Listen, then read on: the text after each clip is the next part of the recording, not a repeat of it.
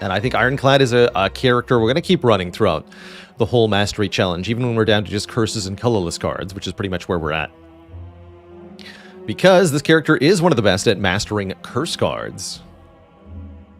Nice Phoenix with 18 months, 1 week, no see.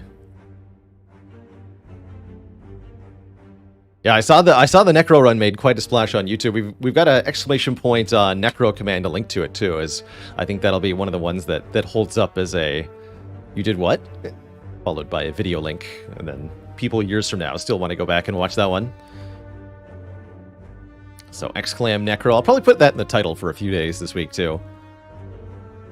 As the legendary, the double Necronomicurse run, finally up on the YouTube. Thousands of years from now, my distant ancestors will, or decestors? What do you call it? Descendants? What's the opposite of ancestor? Feels like there should be a word for that. Progeny. Yes. Descendants. I really want it to be decester, though. Duke of Lameness, thanks for the 99 bits. Day says, do I think Silent is better than Ironclad now at 820 following Zeknar's huge streak ongoing? I don't think so. But I think that Zeknar has done an incredible feat, for sure, and I'm really curious to see how far the streak goes.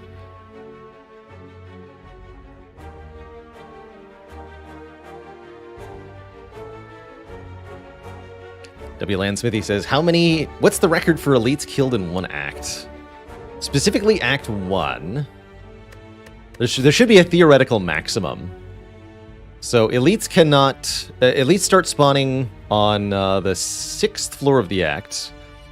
They can't spawn back-to-back on the same path. There always has to be an intervening thing. And there's always a chest here. So assuming you had wing boots, let's say, you could do fight one elite, then teleport with wing boots to fight a second elite, teleport with wing boots again to fight a third, have a chest, fight an elite again, I think is possible. Can you have elite, chest, elite on the same path? Pretty sure that's allowed. And then you could teleport to fight an elite again. So we have what? Be 1 here, 2, 3, 4. You have to use wing boots to get 5. 6. You could have an event that turns into Dead Adventure for 7. And then I think you could get 8. If you count Dead Adventure 8, normally 7, I think, is the maximum.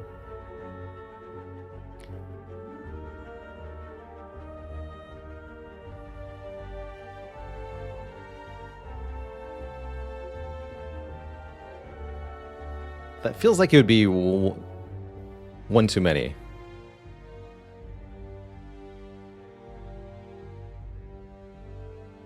Die Kong, thanks for the 2 months of the Prime sub.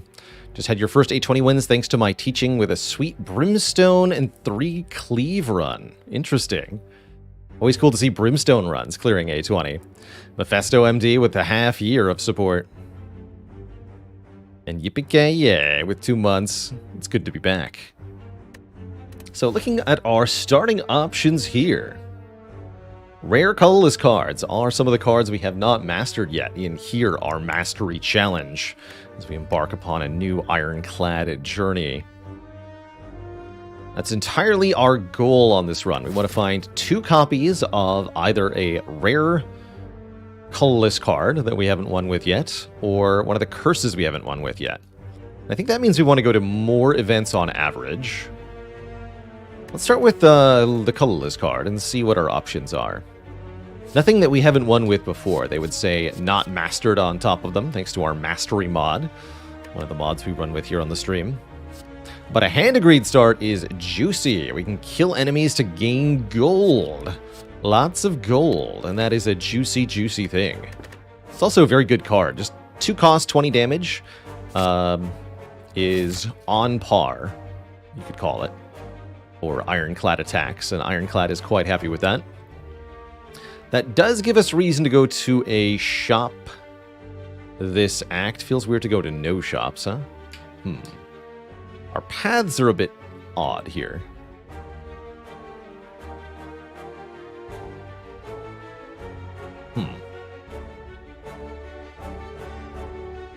Max Tobes, thanks for the Prime sub. Welcome to the Cozy Sub Club. Hey, and just Blake, congrats on your A20 heart win with Ironclad. Well done. So one option is to go to an early shop like this, and then we could try to take 2 more elites. This gets 0 rest sites, though, which I really don't like. So I don't think that's the path I want to take here.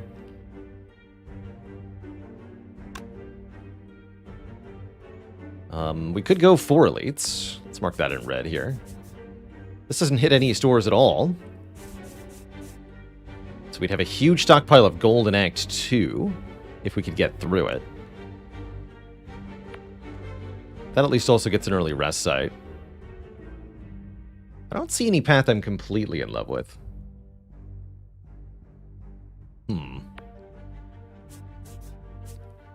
Guess we'll see what the early card rewards give. We can decide whether or not we need an early shop. Can reunite here if we want to. It is a little bit risky to go red path. This is less risky, in my opinion, with the Hand of Greed, which is a very powerful attack card. We're going to do very well in most combats. Let's start out here. Bonk. Thanks for the money. Hee hee. Notably, the Hand of Greed card does not exhaust, which means that in most fights we can kill one enemy with Hand of Greed and then wait for Hand of Greed to get redrawn, score another kill for even more cash. So we got plus 40 gold in our first combat here, already at 156. And we're offered Anger or Perfected Strike. Interesting early options. Perfected Strike / Hand of Greed doesn't really sound like a deck.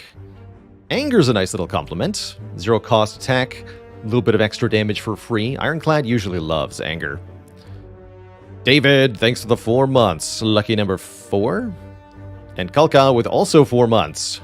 Best Spire / sleep preparation YouTube content ever. You got it.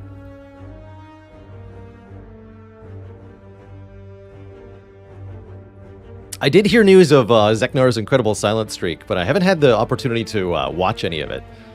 I was away on vacation myself and essentially without internet for the last little bit. In fact, part of my entertainment last week involved watching a movie on VCR. First time in a very long time, which is a delightful little throwback. Just Blank, thanks for the 5 gifted subs.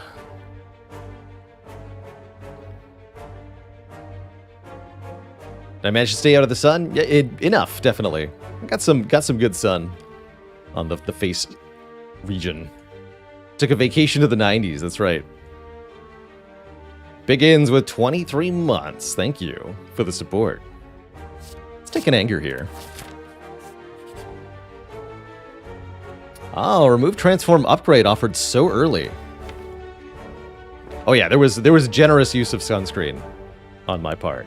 I was kind of paranoid, so I was always armored.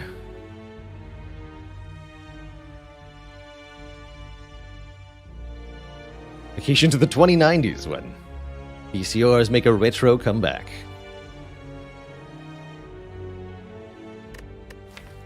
Upgrading Hand of Greed this early seems very useful. Also means we're going to be able to more easily take the red path, which I like quite a lot. Dander with a 44 months of support.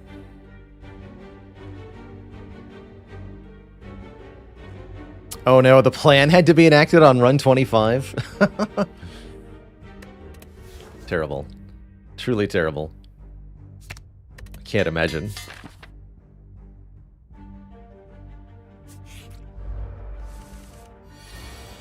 Give me your money. Look at that. The upgrade immediately letting us KO this Acid Slime on turn 1. And enabling us to leave this second combat with full health and 50 additional gold. That's pretty sweet. We lose a little bit of health thanks to our Burning Blood relic here.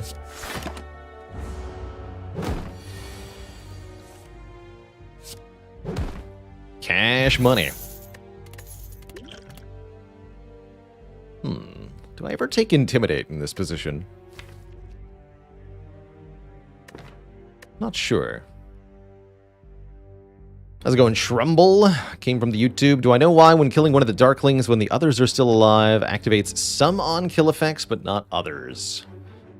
It's a bit weird. It's one of the few things in Spire that doesn't seem to be that consistent. Darklings will give you credit for kills. So, for example, Gremlin Horn will activate. But it doesn't activate the Fatal keyword specifically for killing a non-minion enemy. Only the final Darkling, when the combat ends, will trigger the Fatal keyword. So you can't... this is ultimately to prevent you from using the Darklings to farm money with Hand of Greed, or farm health with feeds, or stack Ritual Dagger multiple times. The game doesn't communicate to this to you, really, in any way. It doesn't tell you why it doesn't work that way. It just doesn't work that way. Sam Baron and Strategize. Thank you both for the Prime sub. Alright, I think I'm going to skip all these. We could, in theory, take an Intimidate. This is not that bad of a card, actually. I like to think of it as a weak card with a good upgrade. What is beta art? Every card in Slay that... Whoops. I guess I'm taking a clothesline. I was trying to click on the beta art there. Every card in Slay the Spire has a beta art, an alternate art that you can enable for it. Some of these are arts from the sort of placeholder art that was used during the game's beta period, which is where the term beta art comes from. And then others were actually supplied after the fact by the community. I think this is probably one of them, where they essentially crowdsourced crudely drawn arts that you can toggle for each of the different cards in the game. Cute little feature. Save's coming to get out of having the clothesline. Totally valid. I actually don't hate the clothesline, so I'll keep it. I'll keep the clothesline. I'll also click one time and get an Orichalcum, which actually makes the clothesline quite a bit better in retrospect. I'm pretty happy with that. Now we automatically get 6 block if we end our turn with no block.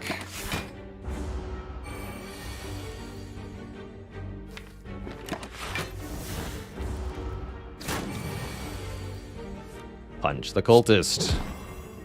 I'm willing to take 3 damage to try to get the Hand of Greed here. Or 2 damage, actually. Perfect. $25 get. And we're offered Flex, Whirlwind, Feel No Pain. Feel No Pain showing up early. Always one of my favorite cards to get offered on the Ironclad. Turn any exhaust proc effect, any exhaust effect into a block, which is very, very useful.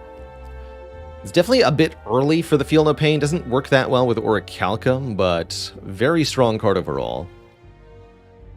Whirlwind, meanwhile, lets us deal damage to all enemies, which can be quite useful, particularly in multi-enemy combats. Although the Hand of Greed means we want to farm money off the multi-enemy combats just a little bit. It's true that Feel No Pain trivializes sentries for the most part. However, Orichalcum already does that, by and large, so we don't need it as a sentries answer. That said, I'm probably still going to take it, not for the sentries, but just for the later game, when I think it'll pay off pretty substantially. Uh-oh. All of our 2-cost attacks on the same turn is not what we wanted to see here. I'm going to go Hand of Greed, Feel No Pain. But it's a good thing we have Orichalcum and a Clothesline, because this well, we don't get to play the Clothesline. It's a good thing we have Orichalcum, because this Gremlinob is going to absolutely pummel us here. Yeah, I draw 4 strikes on turn 3. Ouch. I don't even get to kill with Hand of Greed here, do I? No, I don't. We'd have to draw Strike, Anger, Hand of Greed. Seems unlikely. Oh. Well. Thank you. Convenient. Alright, that wasn't too bad. We still have 56 hit points. Faux King Awesome, thank you so much for the 6 months, the half year of support.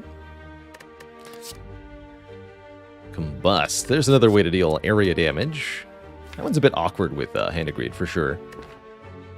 Bloodletting is a card I can get behind, though. Bloodletting trades health for energy, allowing us to play our higher cost cards a bit more easily. How's it going, Flavio?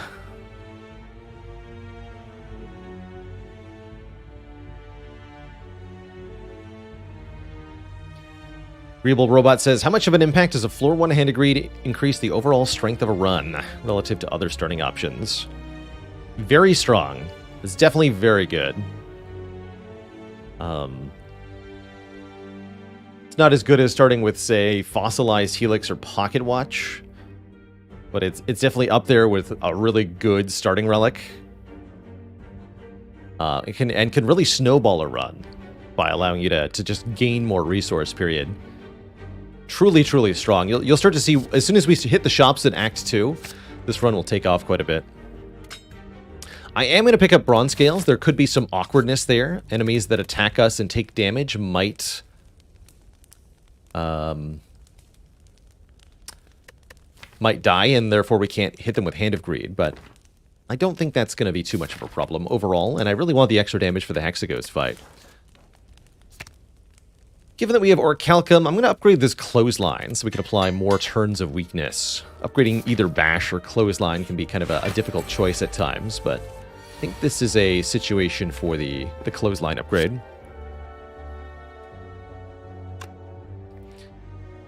Karen asks, I'm not that keen on Seeing Red, but I get Bloodletting a lot more often. Are they very different? Yes, ultimately. Bloodletting is 1 more energy than Seeing Red, and that is actually kind of a huge deal. One compared to the other, you can view it as pay 3 health for an extra point of energy. And that can really allow you to get some very powerful cards in play. It's also non-exhausting, so it can be used multiple times, which can be quite helpful also. But the short answer is that the 1 additional energy matters quite a lot.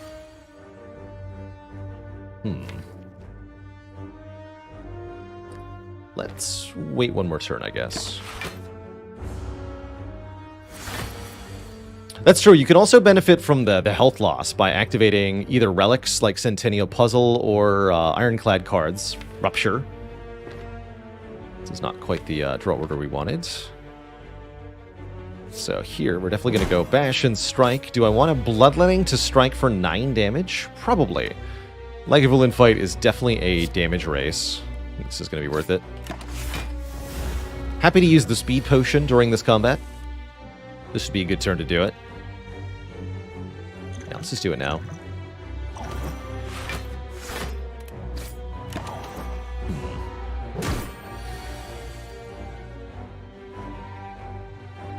There we go. And now we can just let the Orichalcum do most of the rest of the work. It's also a fight where the Bronze Scales are going to help out quite a bit. Here we go, and this is one of the big purposes of Bloodletting. Allow us to play Bash and Hand of Greed in the same turn for massive additional damage. Without being able to play them both there, we're definitely way behind on damage.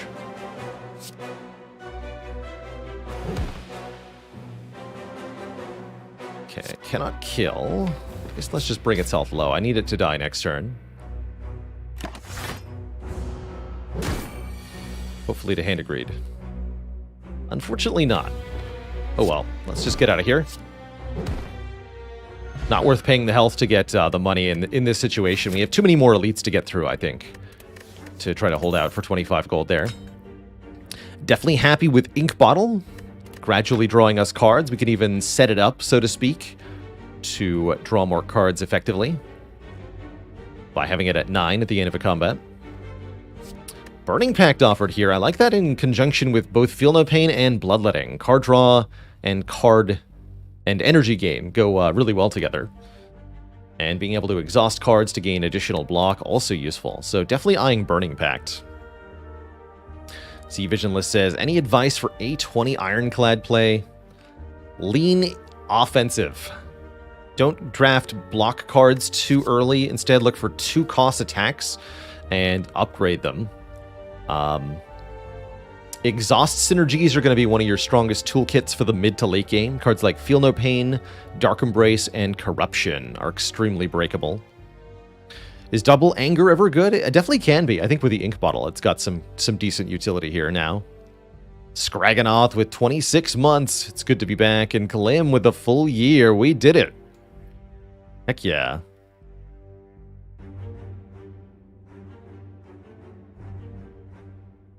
Threat Level Midnight with 8 months. Hello to ya. If I didn't thank Dirty Dirk. Thanks for 23 months also. Honashi with 17 in the Prime sub. Holy heck. I'm going to lose my voice just from all the subs I have to thank today. Okay, I'm taking Burning Pact. And we're going to collect a relic. Hopefully not Tiny Chest. Lantern, that's a good one. All the more reason to set up Ink Bottle now, because we have additional energy on turn 1. Very broadly useful. Oh no. Faley says, what's the difference between the world's largest rodent and a Scottish architect who wants to exactly duplicate an alcohol-serving establishment? One's a capybara, one's a copy bar. Huh?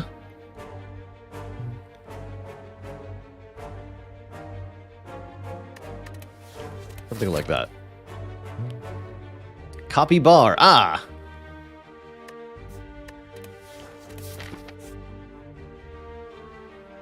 Or they could be Canadian. Copy bar, eh? Rabak, thanks for the 13 months of support. Dang, Dreamerstorm, that's a lot of waffles. That's a lot of waffles. Oh, that reminds me of something, actually.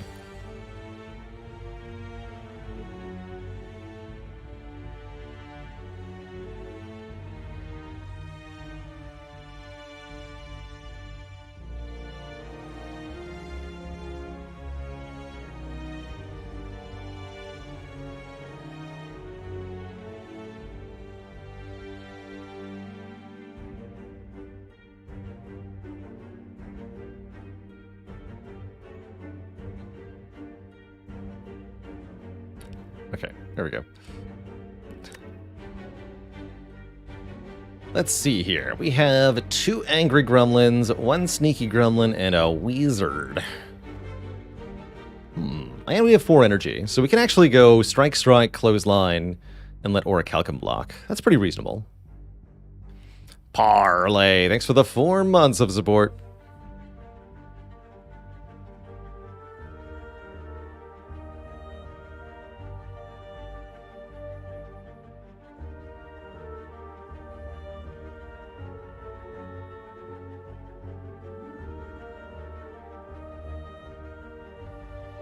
I think that's what we want to do. Strike the Sneaky Gremlin twice. We could then clothesline either the Wizard or one of the Mad Gremlins.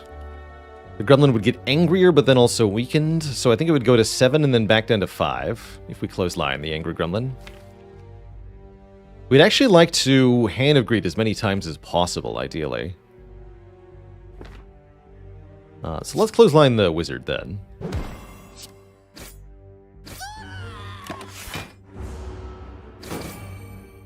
Enjoy your spikes, sirs.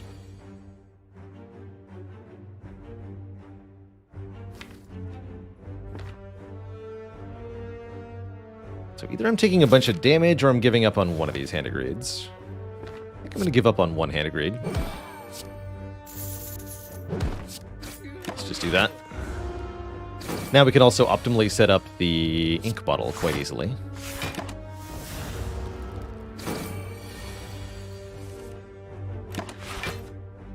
We just wait for Hand of Greed and play it. Take our 50 gold and leave. Happy with that. Very happy with that.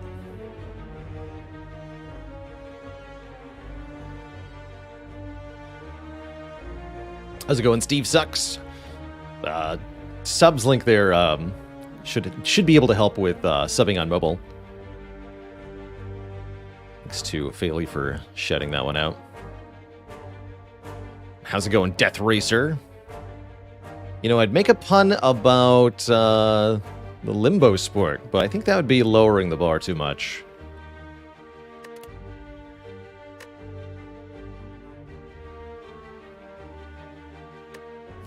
Do we want an additional 2-cost card Uppercut here? Do we ever consider Seeing Red now that we already have Bloodletting? Seems excessive. Havoc is passable. I think it's either Uppercut or nothing. I'm actually okay with another 2-cost attack. Because we have Bloodletting, we do want high-cost cards. Let's grab an Uppercut here. Really bent over backwards for that pun. Trade some health for random upgrades. I don't have a whole lot of health to spare, but the random upgrades could be quite impactful here. Interesting dilemma. I'd be a little concerned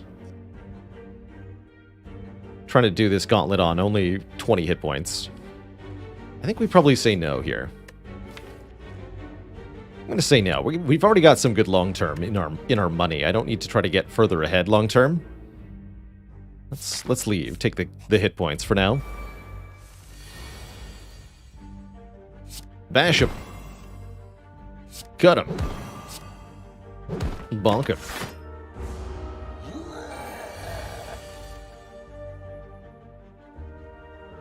We just go Feel No Pain, Strike, Strike here. We're very likely to Hand Agree next turn.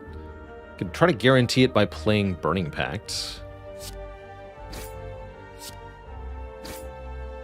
And it would kill immediately if I drew it now. I like that, actually. Let's play Burning Pact then. We take 3 more damage, but we guarantee the Hand Agree now. That's worth it. Thanks for the money. Oh, Bird Face Turn and a Fruit Juice. What a find. Fruit Juice will give us 5 max health, and the Bird Face Turn will heal us 2 hit points per power we play. I think we could have gotten away with those 2 random upgrades. Do I want to Shrug It Off? That's a good card in general. Cyrus TD with a 37 months. This run is money. Cash money. I think Infernal Blade's also pretty good when you have a Feel No Pain. Although I feel like I have enough attacks at the moment. Let's grab 1 Shrug.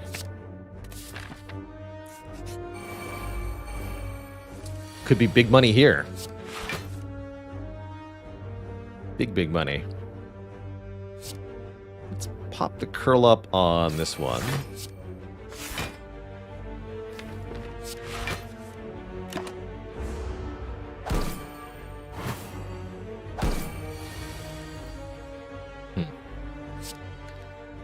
Figured we'd have to kill one of them.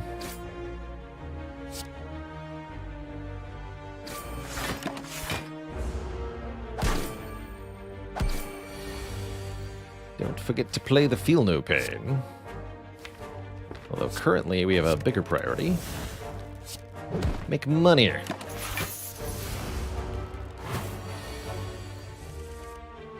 Perfect.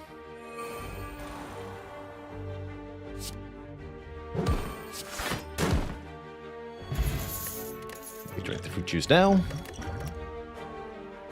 Another Bloodletting. Interesting. Reckless Charge, a 0-cost attack that shuffles a Dazed into the draw pile. Can be kind of neat with Feel No Pain. Or Headbutt, allowing us to put a card on top. Actually really like Headbutt with Hand of Greed, as it's going to make it a lot easier for us to successfully land the kill with it. So I think that's probably a very good choice here. Okay, let's just wait a bit more. The Lagavulin rematch shouldn't be too bad. Now that we have the Uppercut, I think we can keep our debuffs a bit more present on this foe. Looks like a good time to play Clothesline and Anger. Yeah, we should play Clothesline. This Lagavulin also has a lot less health than the last one did. Punch you.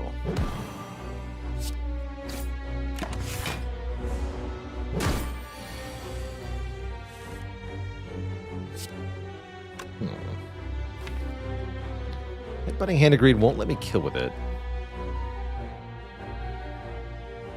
I still think I want to do that. It's just really good damage. I was going to say, actually, unless I draw Bloodletting and Bash, then I can kill with it.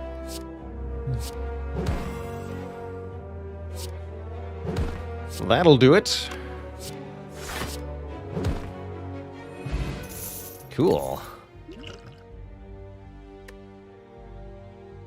Mawbank is, not great timing, unfortunately. I was kind of hoping to spend this money soon, but at least we can gain 12 gold per floor until we do go to a shop. We're offered a demon form, which is a very interesting way to scale here. Demon form gives us strength each and every turn, which can be quite powerful. Let's go in First Dane. Big money. This is the money stream right here. Could set us up for a Snecko Deco. It's also a slight incentive to take it because we have Birdface turn. And because we have ways to get more than 3 energy in a turn. It's a bit more playable. Solves Hexaghost too, although I don't think we necessarily need help for Hexaghost. It will help in Hexaghost. I like it. Grab a demon form. We've gotten a lot of cards added in Act 1, and I'm totally okay with it. I can drink the blood potion, pick up the block potion. However, since we're right in front of Hexaghost, we actually don't necessarily want to have more hit points. Fun fact, Hexaghost is the only enemy in the game that does this. On turn 2, this enemy will attack us for an amount that's based on our current health. So-called divider. Formula there in chat, exclamation point Hexa. So I think I'm going to discard the speed potion, carry block potion, blood potion into Act 2, and try to beat Hexaghost without using either of these potions. Definitely have some good upgrades here. I could see Demon Form upgrade for 1 more strength per turn. I could see Bloodletting upgrade for 1 more energy. I could see Uppercut upgrade for 1 more weaken Vuln. They're all pretty good.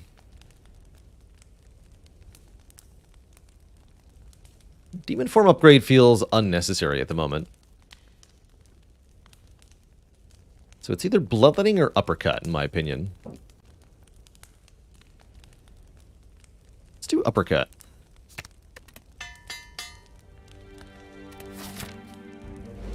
Hello, you stinky ghost. Can do both Uppercut and Clothesline, I like it, or Uppercut Hand Upgrade, but let's get 5 turns a week on this boss. That plus the Orichalcum is a really good way to block this enemy.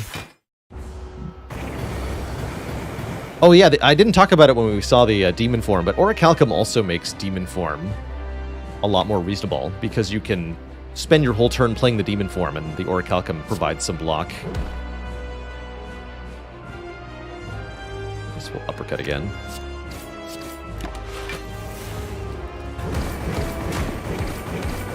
Enjoy your spikes.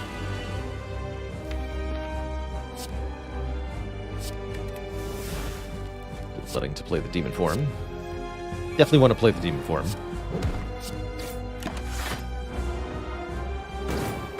It even gives us the health back from the Bloodletting, essentially. It's kind of cool. Play the Feel No Pain also, just to avoid redrawing into it.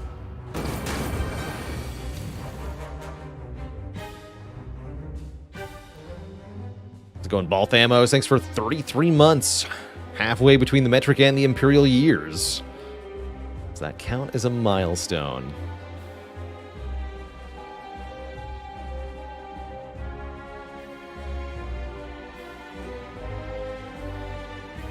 How's it going, City 1990? Came here from the great YouTube vids. Well, how do you do?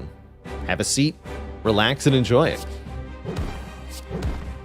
Give me anger? Give me anger.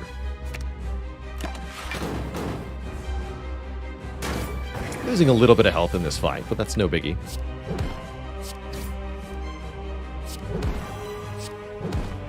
It's money time. Give me the money. GG. Oh yeah, we have $700. And we're offered Immolate, Exhume, and Feed. Interesting. Not a lot for Exhume to target. Feed competes with Hand of Greed, but is very strong. or Immolate. I do like feed in general. Feed's a really good way to win a run, that's for sure. By scaling our max HP. I don't completely hate running both feed and feel no pain, or both feed and hand of greed, excuse me.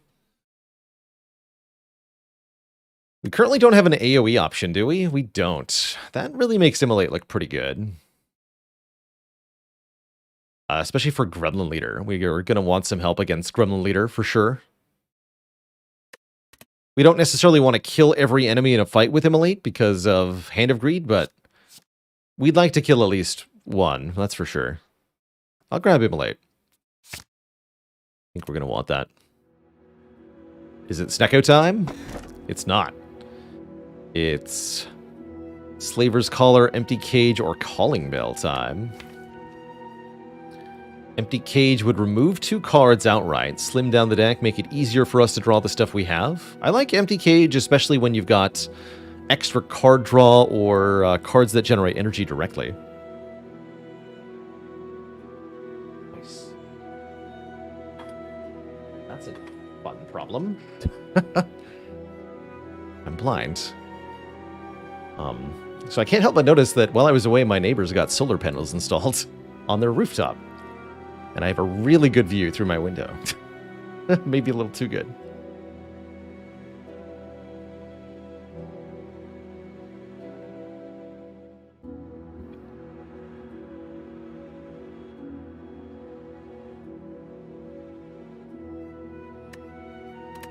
Get some sun. Yeah, so the issue being that they have a somewhat reflective surface and it's providing an angle of light that wasn't there before. So it's like a kind of a giant mirror, I just realized.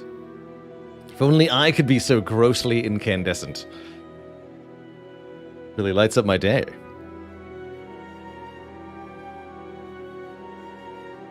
Fortunately, nothing curtains can't solve.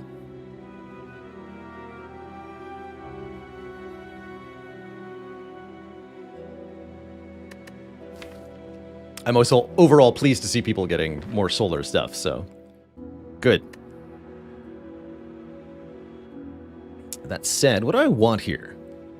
Slaver's Collar seems pretty nice. We've got lots of cards that cost quite a bit, so having more energy, even if it's only more energy during some fights, it's going to be very broadly useful. They might not like it if I put curtains on their panels. It's curtains for you, neighbor.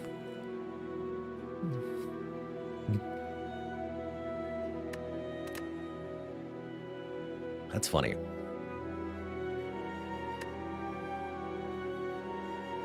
Could also take more relics with the Calling Bell. I think this is going to be a Slaver's Collar, though.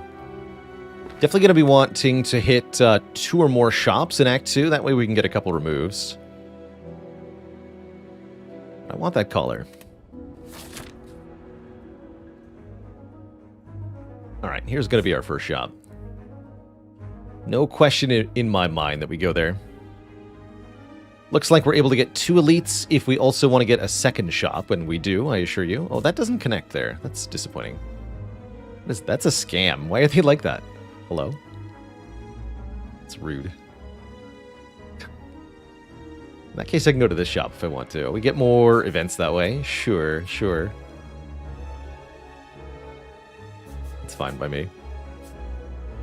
So, this path looks reasonable. This path looks pretty good. Wing boots would sure help. The old fake path trick gets him every time. Every time. The old bronze scales on the bird trick also gets him every time. Easy.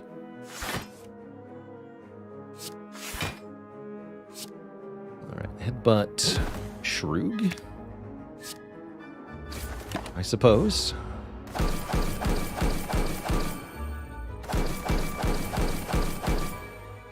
Oh.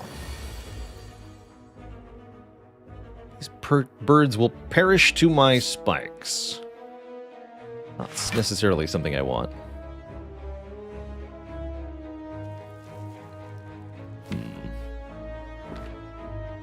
Will they ever learn? So if I immolate, they'll all die. It's probably not the desired outcome.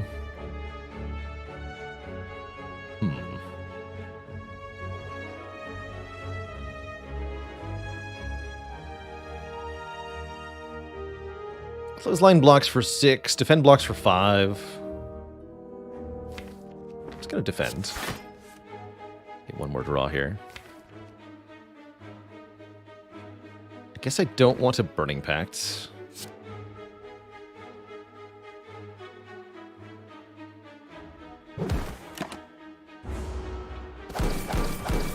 Might have been a good spot for the block potion.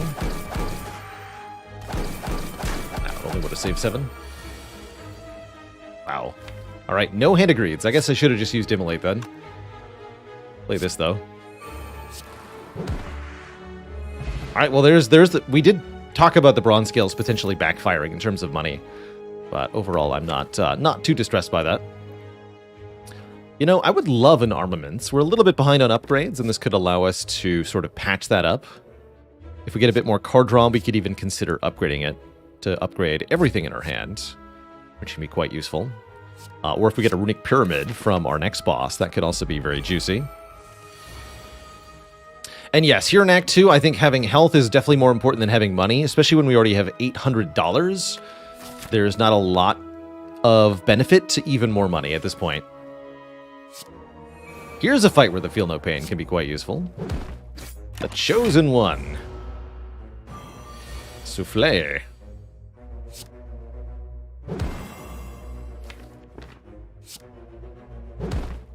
Headbutt, Hand of Greed.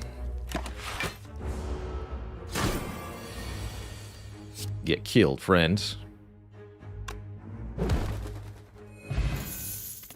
And we can heal up to full. It's only 5 hit points, though, to get Strength Potion. Battle Trance is here, and Pummel is here. Pummel's quite good with Strength Gain and with Exhaust synergies. I think I'd rather take the Battle Trance. That's a nice card with armaments, in particular. Can be anti-synergistic with other sources of card draw, but almost always I think the first Battle Trance is really good. And Strength Potion's probably a good idea. Let's drink the blood. Delicious blood. Preferring events over combats here, as we're still looking for curses and such.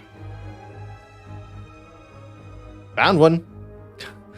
Receive the Curse Decay. No, you can just see it right over the top of my head here.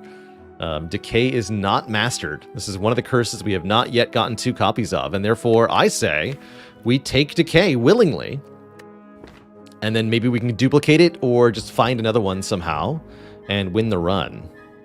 I am not mastered. That's right. Decay. You lash out and smash the statue in front of you, breaking the magical hold the room has placed upon you. A dark wail echoes all around you, and you can feel the cursed magic seep into your bones. Here's another not mastered card, Chrysalis. Allows us to shuffle 3 random skills into the draw pile. You know what's good with Chrysalis is corruption, to make all the skills free. Then Chrysalis is just corruption fuel. Excellent.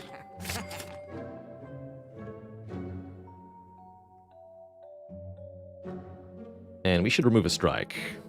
Keeping Decay.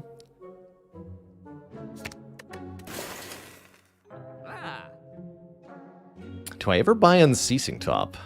Probably not because of Decay. There's some interesting stuff you can do with Unceasing Top and Corruption. But we can always just get a Dark Embrace. That's easier. Happy Flower looks pretty good. Energy every 3 turns. We're definitely going to get more money with Hand of Greed, so I don't need to worry about spending all my cash here. Disarm also pretty good too. Yeah, let's grab Disarm. Don't think I want the Abacus. But that'll do. That'll certainly do. So we got 1 relic, several cards, 3 added cards, 1 card remove, and some interesting synergies here. Didn't even talk about the corruption, of course, healing us 2 hit points with Birdface turn, but that 2 is a reason to have acquired it here.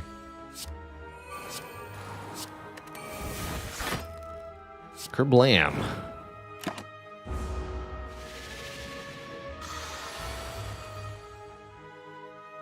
I'm gonna play the Closelight over the Demon Form here. Weaken the Snack.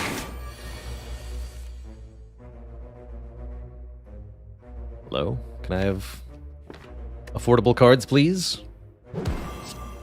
Anyone? Hello? Almost thought I bought Snecko-Eye for a second there. That'd be nice if you could just buy Snecko-Eye. Wouldn't that be grand?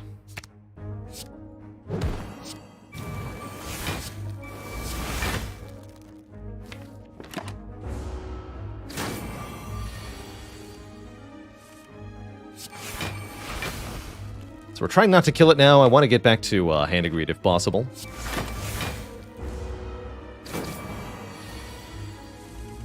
There we go. Since we do have another shop coming up. Upgraded Bloodletting, 3 energy.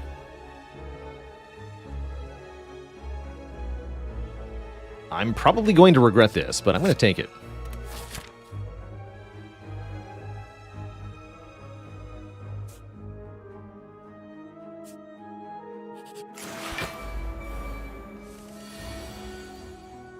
Ouch. Well, I found a use for the block potion. I suppose.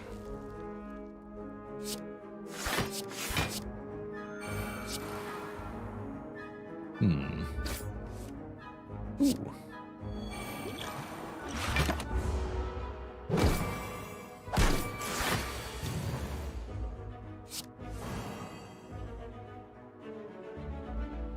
Should probably just corruption disarm, huh?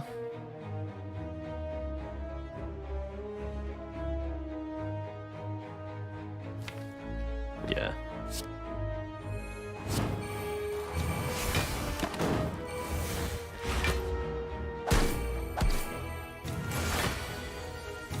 Rude. My headbutt. We can headbutt Battle Trance. Give me lots of cards, please.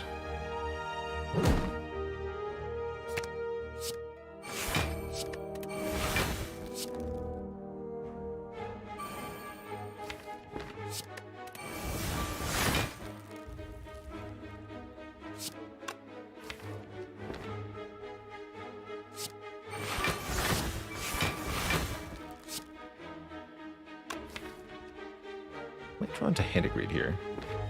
Let's just waste the draw. We're gonna Hand of Greed the Fungi Beast.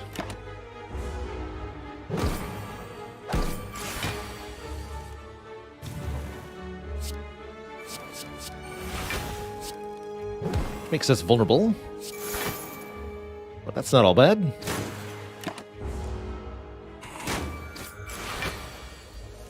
Though I wish you would stop doing this, please. Terrifying. If I headbutt you, you die to the spikes. Dang it. But my face, though.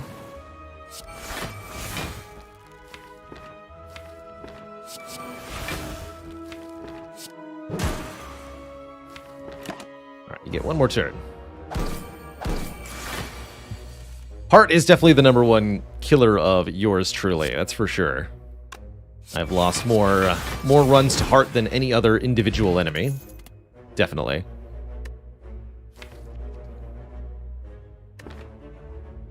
Dropkick? Probably not. Want more card draw at this point. By and large. Well, well, well. What do we have here? Hello, Book of Stabbing. I draw all my good powers on turn 1 and disarm, which means you're in a bit of trouble. You most certainly are. I don't think I need to use the strength potion.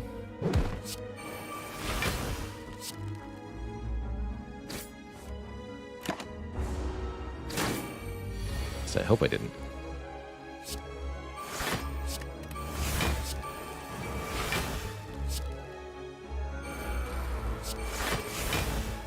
Strike and headbutt, what? Uppercut? Definitely.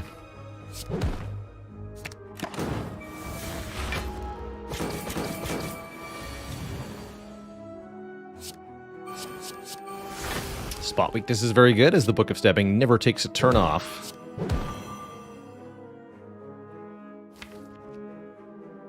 I'll take the extra draw next turn. This is going well. Easy peasy.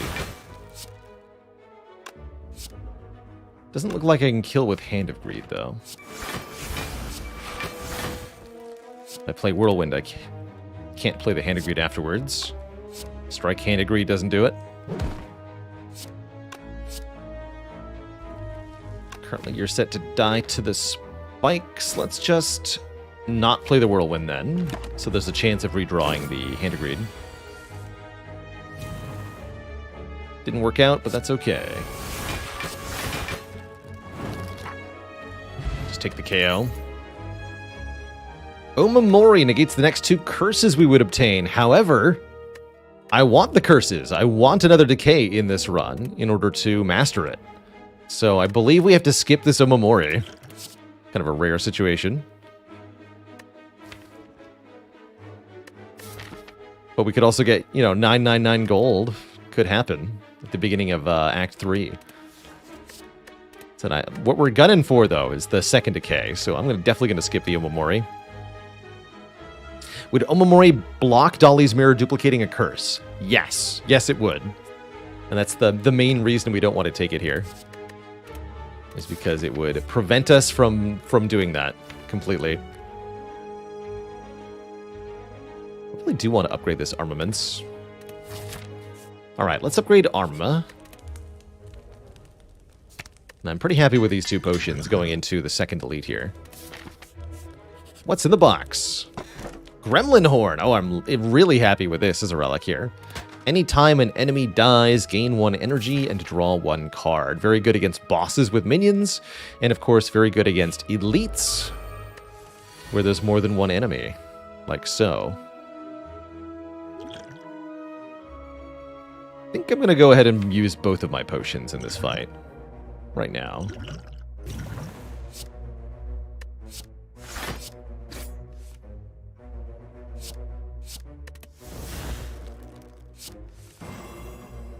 There we are.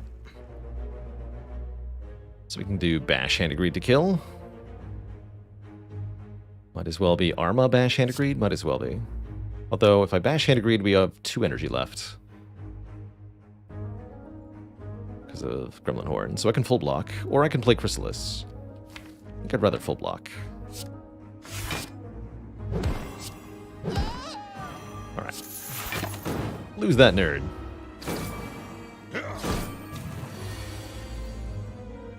And now we can headbutt Hand of Greed. Perfect.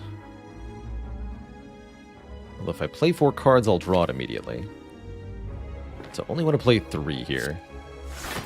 Defend, defend, headbutt.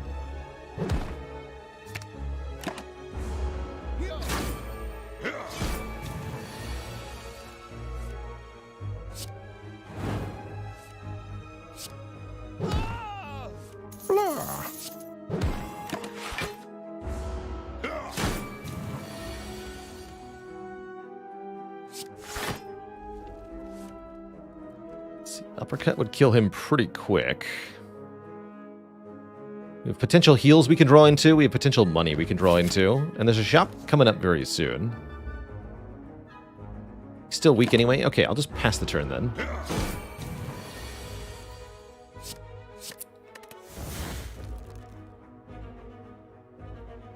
Disarm should save more health than Demon Form? No, I'll play Demon Form.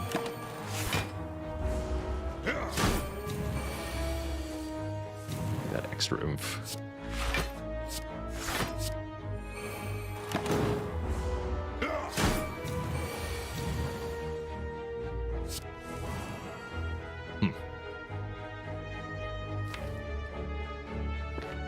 I'll wait a little bit more. It's only 1 more damage. Sure. There we go. The payoff. Get our 25 bucks, and of course a Toxic Egg, which means all skills added to the deck will be upgraded. Chrysalis Plus, anyone? Double Tap Plus. Actually, Double Tap Plus seems kind of hype. Ghostly Armor's not bad either. My gamer tag is alive. Thanks for 21 months of support. How's it going, Andasbana? It's good to be back. I'll take a double tap. Dupe the next 2 attacks played. It's definitely got some good utility to it. Shame! That's a curse, but not the curse we want. How about I just pay you for a relic? Sounds good to me. Kunai. We play 3 attacks in 1 turn. We get some dexterity. And the Augmenter is also here. Could have transformed that curse into a different curse. We can transform 2 cards, or we can get turn 1 strength if we want, or a Jax Plus card. I think I'd take transform 2 here. Any skills we get will get upgraded because of Toxic Egg. Let's do it. Transform 2 strikes into Burning Pact Plus and a Heavy Blade. I like it. Burning Pact Plus number 2 is excellent. That's the card draw I wanted. Excellent. And it's here. Chrysalis number 2 officially means we have a candidate for mastery on this run. If we can win the run with double Chrysalis, we'll have another card crossed off. What a welcome back that would be, hey? That's awesome. This has been one of the more difficult cards to track down, so I'm very happy to see it now in duplicate in this deck. Random skills is definitely a bit hectic.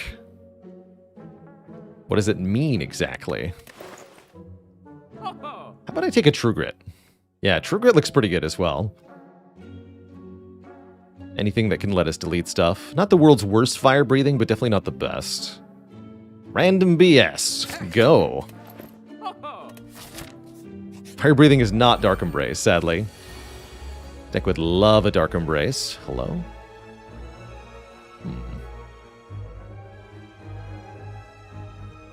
How much damage is Uppercut Immolate? 13 plus 31. That's still not enough to kill you. Bummer. In that case, Uppercut you, and I guess play Chrysalis. Exhume is cool. Definitely getting into the territory where Exhume is a good card. And I can Exhume the Chrysalis and play it again. How about I delete the other Chrysalis, actually? Good talk.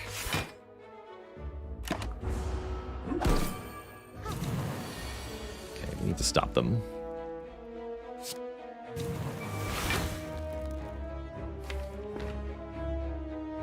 So that's another strength buff.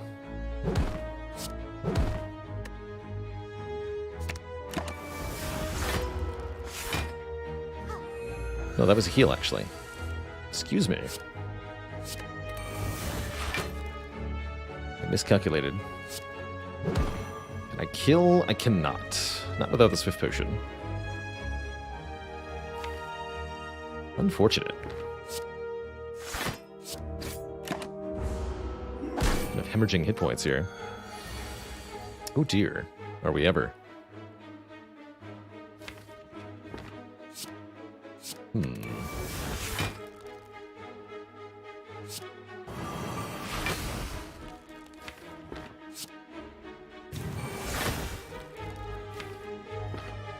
I'll play this.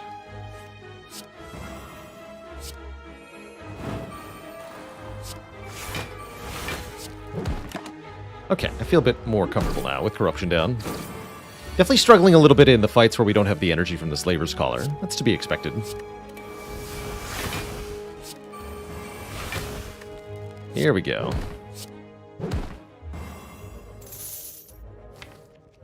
I could exhume something if I wanted to. Don't feel the need to.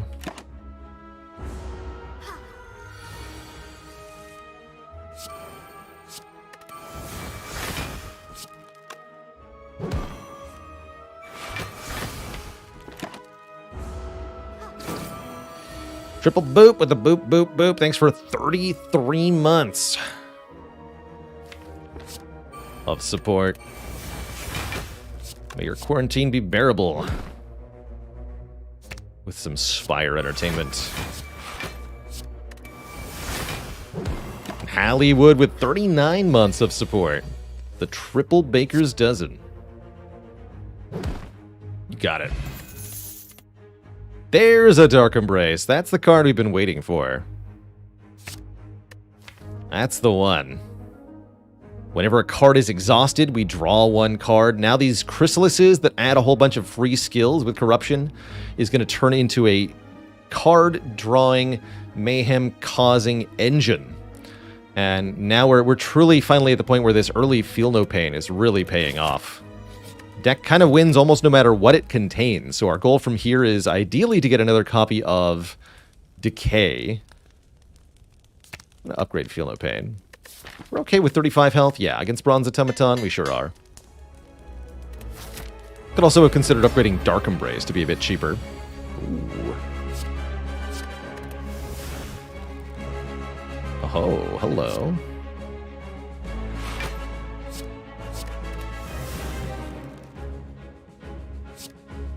Three strength per turn, please. And random nonsense go. Double dual wield. Interesting. Very interesting. Not even playing that anger yet.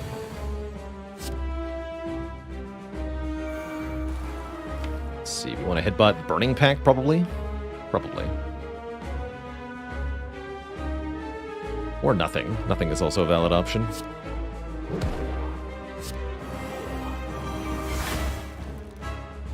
Should block at least a little bit. Ouch. Okay, having that taken is actually kind of good. There's Corruption. Corruption, you need to be in play. Oh, but Dark Embrace, oh, this is why you upgrade the Dark Embrace, I guess.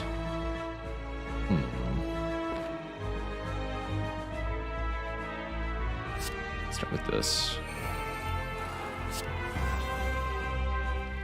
Okay, no Corruption yet. That's fine, actually.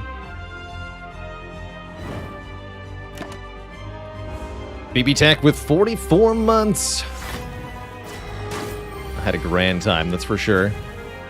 And Kaiser 82 with 3 months. It's good to be back. Thank you. Okay, but what are the dual wields dual wielding? I guess they have nothing to dual wield, which means it's time to use the Swift Potion. We need help here. It's not helping me either.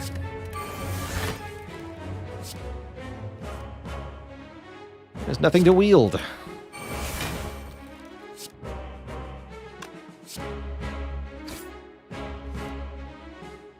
Actually, maybe I was wrong about that. Could dual wield Immolate? That seems excessive too. Uppercut, that's a good one.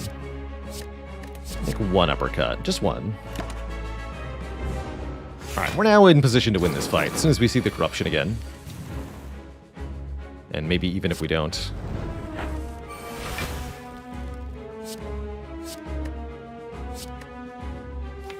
Let's get rid of... this, I guess. Omabi with the Prime sub, thanks for 9 months. And Galaros also with the Prime sub, thank you.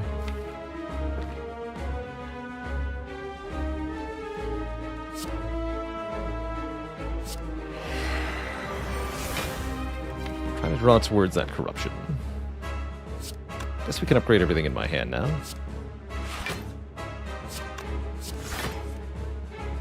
There's Corruption. Okay, let's delete Battle Trance because we're past the point of needing that now.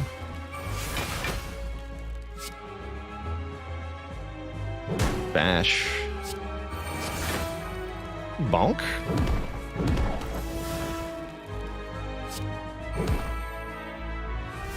Bonk.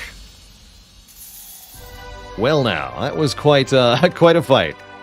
Once all the powers are down, we're an unstoppable juggernaut of destruction. That's for dang sure. How about an Impervious Plus? Not so bad, Andy, with the 200 bits. Thank you, thank you.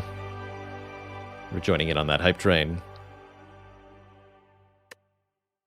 Heck yeah. Speaking of Juggernaut, there's Juggernaut, but Impervious Plus is definitely the card here. 40 block for one card. How can you say no? Pro tip, you can't. Pyramid? Snecko! Oh, we could be a 4 energy Snecko Deco with Corruption Dark Embrace nonsense. That sounds awesome. That sounds really awesome. 2 additional cards each turn, but we are confused. Very, very reasonable. I think very, very strong at large. Could also consider Black Star for more relics off elites, although we won't get that many relics off of it. That's right, rewarded for not upgrading Dark Embrace or Corruption. Fishred said, do you ever get upgraded rares from a boss reward without eggs? No, in fact, you never get upgraded rares without eggs, period. Normal cards in Slay the Spire have a chance to be upgraded in Act 2 and Act 3 when you see them in card rewards, but rare cards are exempt from this. They can never be randomly upgraded. So no, you'll never see an upgraded card after a boss unless you have the appropriate egg. Look at that eyeball. So beautiful. So powerful. Alright, shops are definitely where it's at. We're looking for Dolly's Mirror, which can allow us to duplicate any card in the deck. I see we can find 3 of them here. Could also hypothetically get a second Decay from an event, so we might as well visit as many events as possible also. Yes, that counts even for regular card rewards. So, for example, you defeat an elite in Act 2, it decides to drop a feed for you. There's no chance that feed could be upgraded randomly. It's not possible. We do have enough gold for the mirror. It only costs up to 173 as a shop relic. So we definitely just want to dip into as many shops as possible and make sure we keep our money above that threshold. Is Decay the curse from Wheel Gremlin? Yes, but that's a bit of a long shot, right? It's a 1 in 6 to get the curse, and you have to find the event in the first place, of course.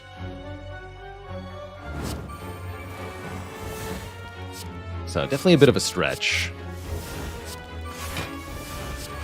So we got some interesting interactions here. Snecko means the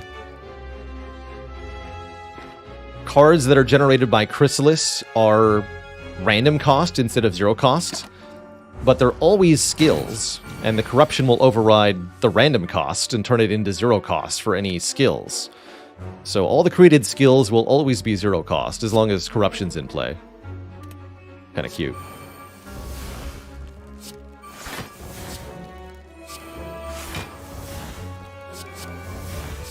Double Heavy Blade.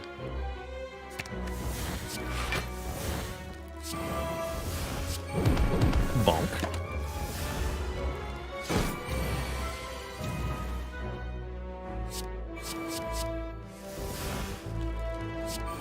Sure, I'll play.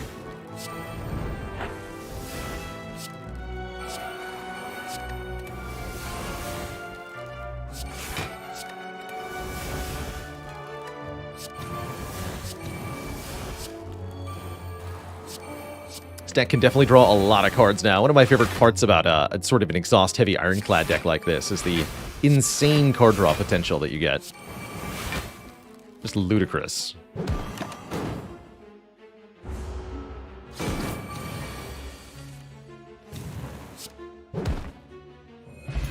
Beautiful. Rage Plus. Body Slam. Those are both kind of whatevs. Don't really need a Body Slam because of Demon Form. And Heavy... Yeah, Demon Form plus Heavy Blade especially is really, really good damage.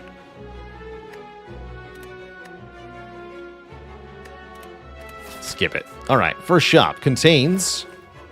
Got it in 1. Dolly's Mirror. Upon pickup, obtain an additional copy of a card in the deck. We all know what it's going to be, Twitch chat. It's time for some Decay. Gotta make sure I click very carefully. Aha! Rewarded for skipping Omamori. Awesome. That's awesome. Handwalk, thanks for 15 months. It's good to be back. Alright, well that means we don't need to go to any more shops if we don't want to. We could do 2 elites instead, for example. Certainly this first shop is kind of questionable now. So why Dahlia Curse here? That's part of the Slay the Spire Mastery Challenge. This year I challenged myself to defeat the Ascension 20 Heart with every different card in Slay the Spire. All cards started unmastered, and then in order to master a card, I have to win with not just one, but two of that card in the deck. With every card we haven't done this yet being labeled as not mastered. So there are two cards here that we now have two copies of for this Mastery Challenge, also indicated here on the left side. The Mastery Challenge is a self-imposed challenge I created for myself just to make the Slay the Spire runs more interesting, and I think it's done a fantastic job creating situations like this one, where we've got some very weird cards that I wouldn't be taking normally, specifically for the purpose of this challenge. It's pretty cool. That's pretty cool.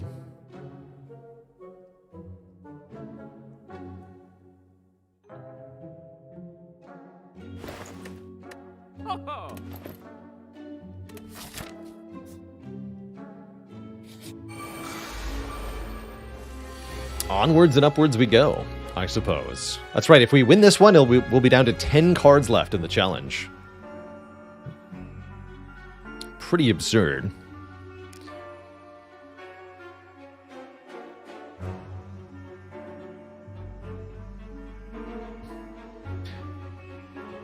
And a dad joke for the crowd, courtesy of Fluffy Chicken.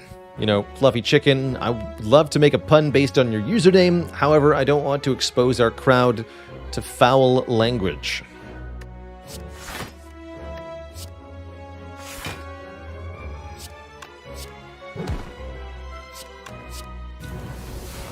Let's just draw some cards here. Don't feel that pain.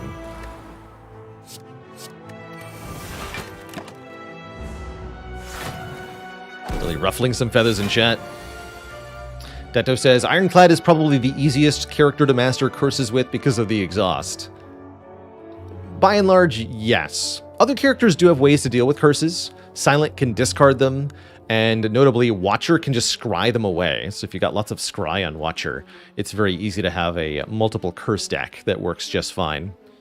But I think Ironclad is a very good candidate, by and large, for curse mastering, because, as you know, we can just delete them with stuff like True Grit. Makes her life a lot easier, that's for sure. That's for dang sure.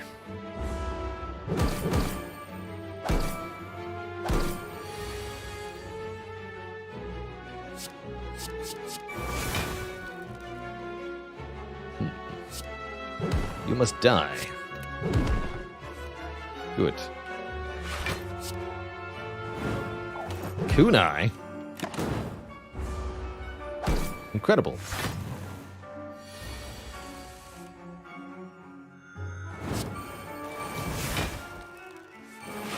Once that Dark Embrace gets in play, oh boy. It's all over.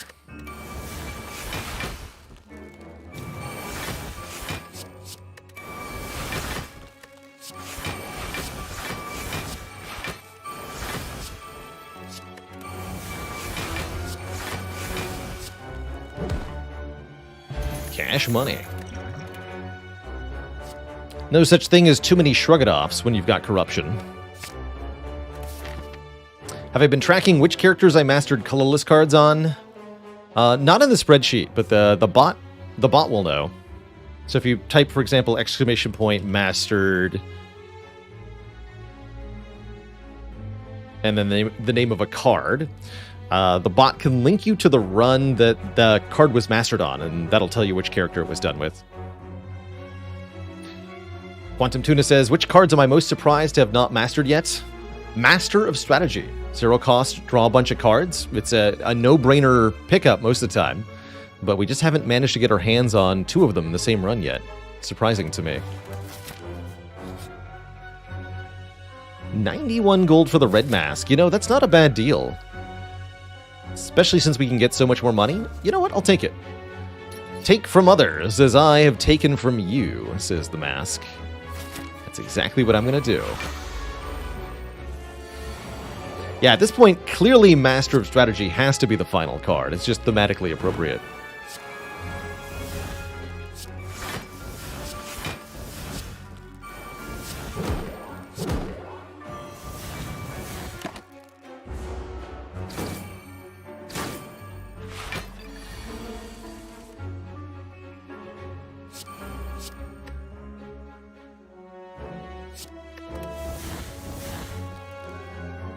Interesting.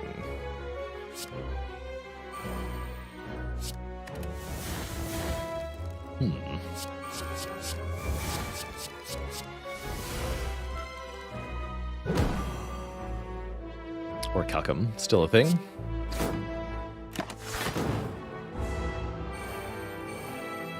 Haven't used that in a while.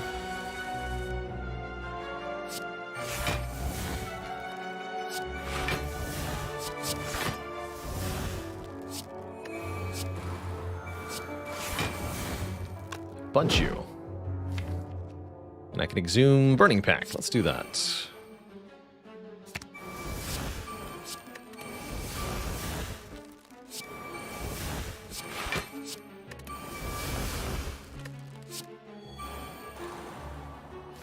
All right. Your move.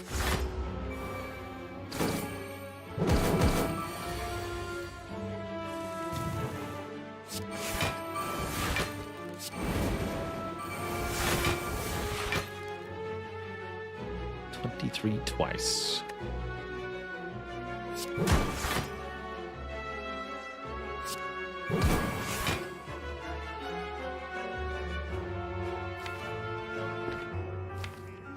I could run out of things to draw.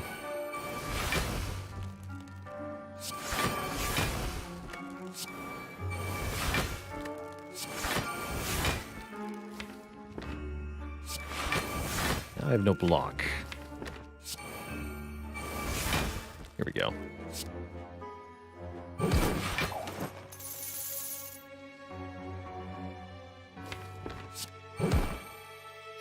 it like this then.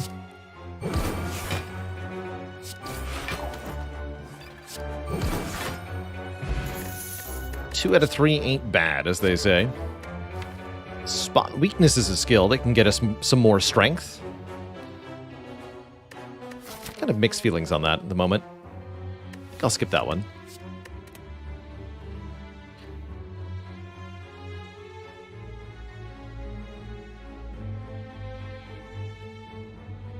Does that mean if I haven't mastered anything by the end of the year, we fail the challenge? I think we could call it that way. That'd be fair to say. Tigerbot Hesh says, I believe Zeknar has shown it's impossible to win with even one copy of Heel Hook. You know, you might not be wrong. Let's take some more elites here. I don't need that rest site. Rest sites are for suckers. Diner says, my biggest fear when not having branch is running out of block cards or even skills on long runs with having corruption. That last fight definitely showed it's possible. You have to carefully measure your blocks / your skills. It can be quite tough to do it right. Especially in the heart fight especially. It's why I like to add lots and lots of skills to a deck that has corruption. Because you want fuel, as I often call it. You need to be able to keep burning the deck until the fight is over.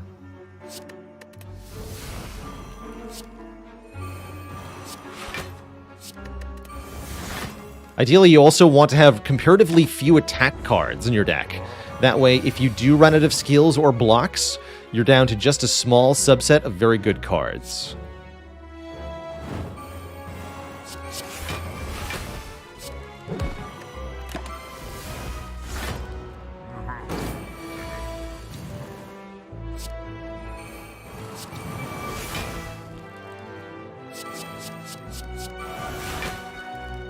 Limit Break is cute. What you got? The Second Wind. We've had First Wind, yes, but what about Second Wind?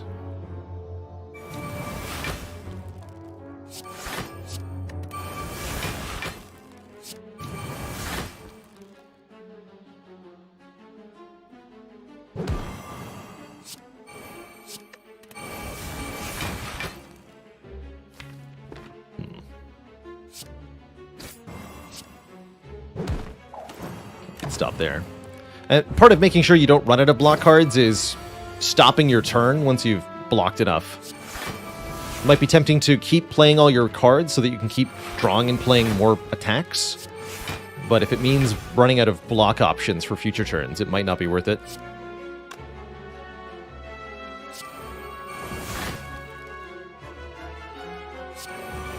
stop here.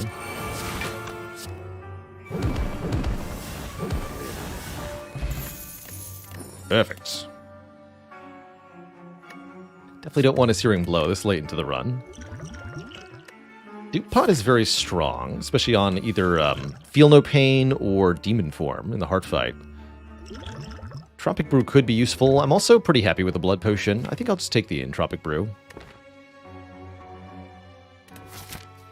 Keep it as it is. We could also drink the Entropic Brew and see what's inside, then pick up the Blood Potion. But I'm happy with what we have at the moment. Up to 4 Handegreeds we can land here. That's pretty sweet. Although I don't expect to get the full 4. Seems unlikely.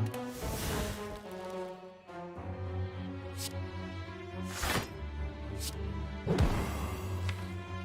fact, let's just do this. Oh, it's 2 costs now, I see. Very well then.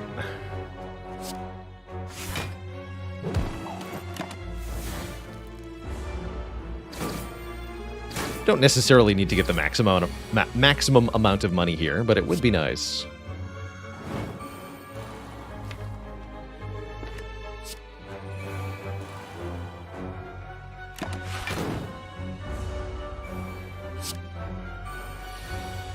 Yes, give me Dazed. Make it happen.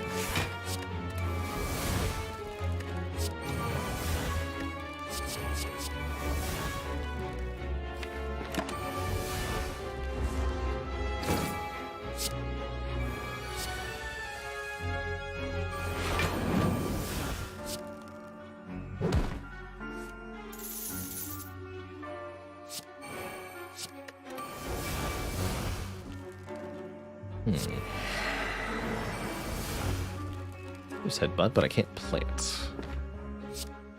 Problematic.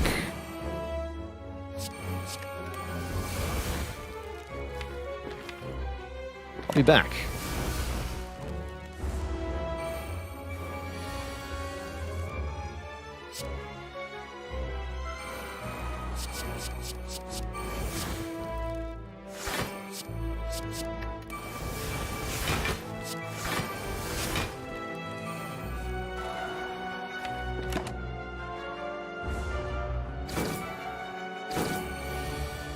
Adratains, thanks for the Prime sub. Welcome to the Cozy Sub Club. How's it going, Jankoviak? Good to see ya. And just now, Laugh, thanks for the $5 tip. Laugh says, because of the seeding system, is it possible to predict random factors based on the actions taken by previous enemies? Sort of. I don't know that there's a way to interpret future events based on what the enemies do, but there are ways to gain information about future events based on certain random outcomes. In Spire, we call this correlated randomness. Slay the Spire's seed system uses something like 11 or 13 or somewhere around there in the ballpark, different types of RNG number. So there are a whole bunch of different RNG values that are constantly being advanced, I guess would be the term. That link there, Forgotten Arbiter, made a really good blog post about correlated randomness in Slay the Spire and the sort of deductions that you can make from them. There are a few things like being able to deduce the possibilities in your first question mark room based on which combat you meet. Whether it's Jawworm, Cultist, or well, specifically whether or not your first combat is Cultist can tell you something. Has anyone tried to fix correlated randomness? Yes, I believe somebody made a mod to remove correlated randomness from Slay the Spire. I don't think I've ever used it, but I'm pretty sure somebody made it. It sounds like a thing. I would like to draw out a Handegreed, if possible.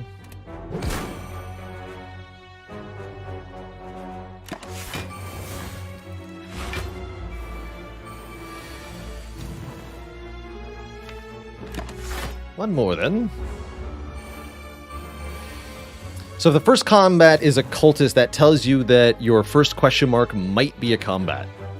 If your first combat is not a cultist, it tells you your first combat will not be...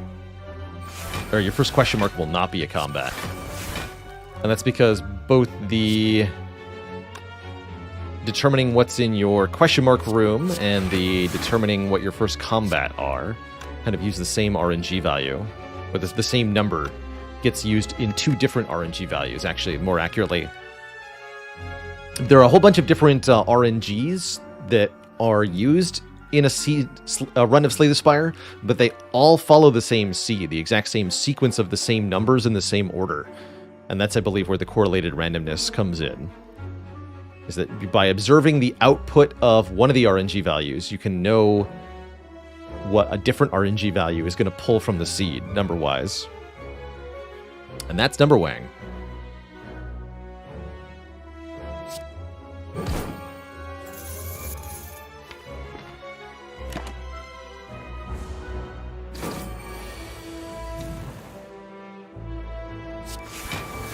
Wonder if the devs realized they were making a bottomless well of gameplay experience. I don't know if they knew quite what they were creating. But they definitely set out to create this sort of on purpose. I'm going to take another Dark Embrace. 1 is good, 2 is better, in my opinion.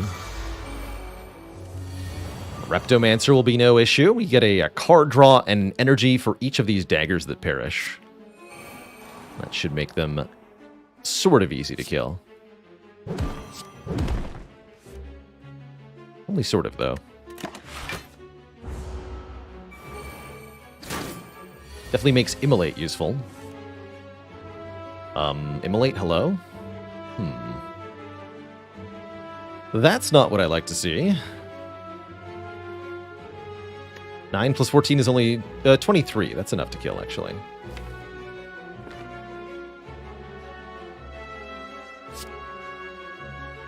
Okay, cool. In that case, I'll do this.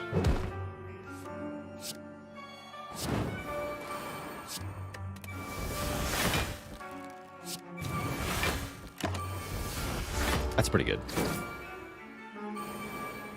Daggers stick around for 2 turns. The first turn they attack you for 9 damage and add a wound. On the second turn they deal 25 damage and self-KO.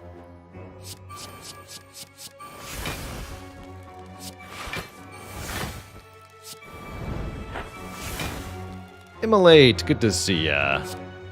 Boom. To shreds, you say?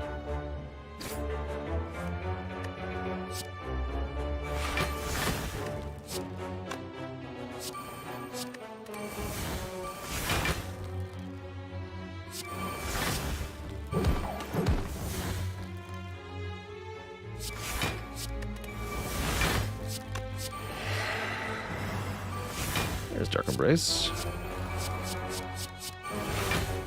So many cards.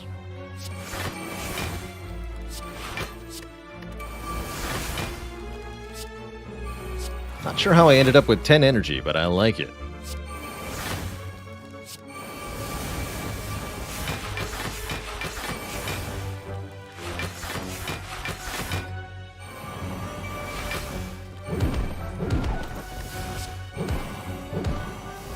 Bonk.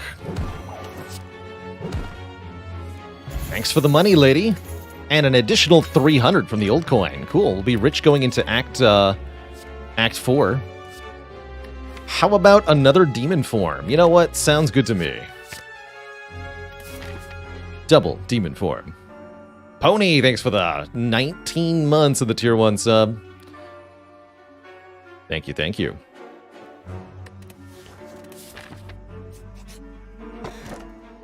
Pantograph doesn't do anything if you're at full health. Also, we need the Sapphire Key. So, we will be skipping the Pantograph. I still want this event-laden path. Kind of feels like we just want to win here. We have 2 good cards. Just need to make sure we get the keys. Please. Regret? That's old news. I mastered Regret a long time ago. Give me 50 bucks. And more Dorklings. Apparently.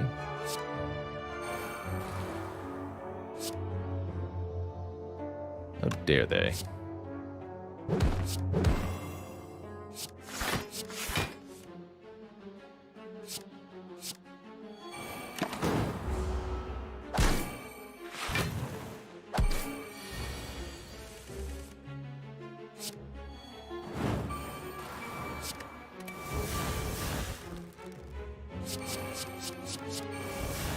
Stuff.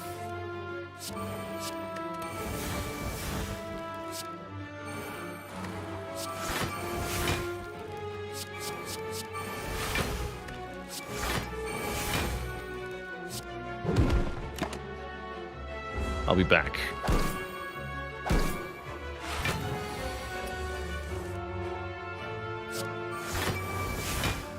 Human Pie, thanks for the Prime sub. Welcome to the Cozy Sub Club, and thank you.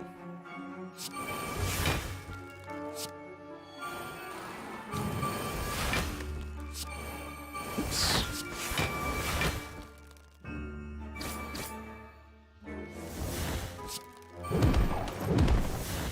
Get bonked on.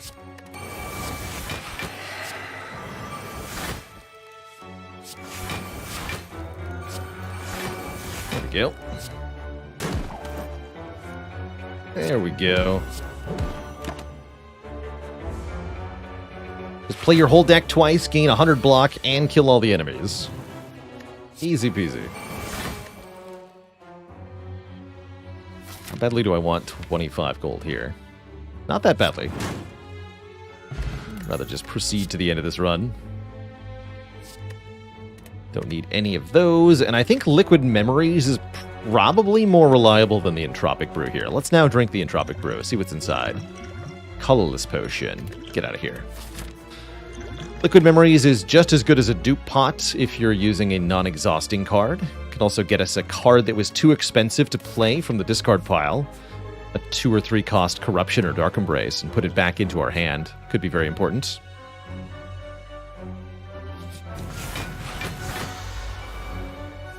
Barricade good here or pointless? I think Barricade would be good here. It'd be nice to be able to play the whole deck in one turn and then be able to keep all of the block so that we could focus then on just doing damage with the remaining turns. I think that would be quite good.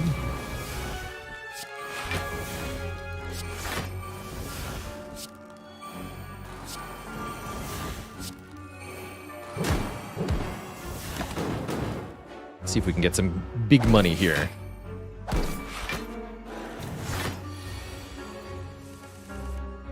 Big money.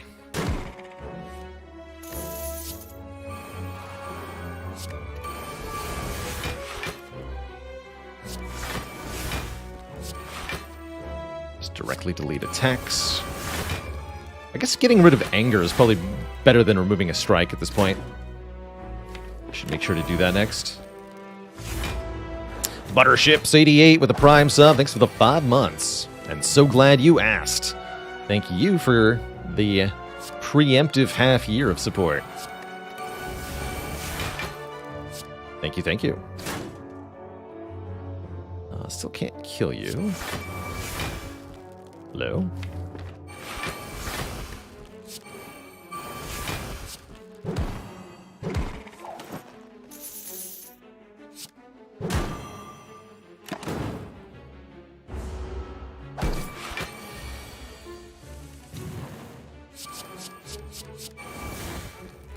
Random limit breaks are pretty sweet.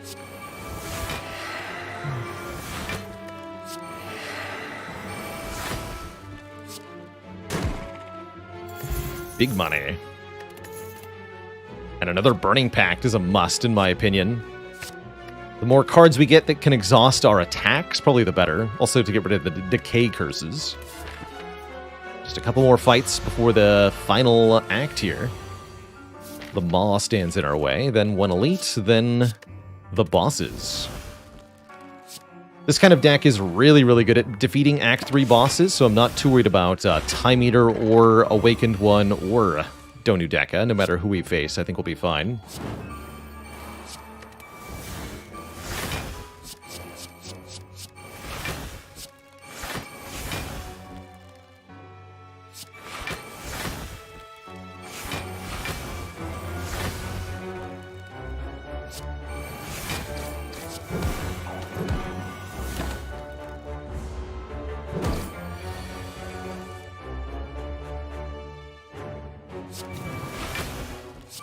Punch. Enjoy being weak forever. Why isn't Time Eater a problem? In part because we have 2 demon forms. We're just going to be able to output so much more per turn than Time Eater could possibly hope to deal with. Even though we are able to play many more than 12 cards per turn. As long as we play exactly 12, we're gonna stop Time Eater pretty easily. Didn't forget to convert their Prime sub into a Tier 1. Thank you for that.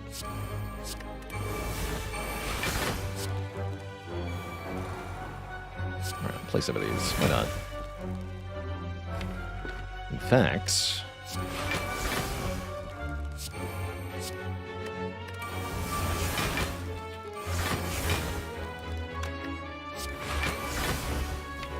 Come on.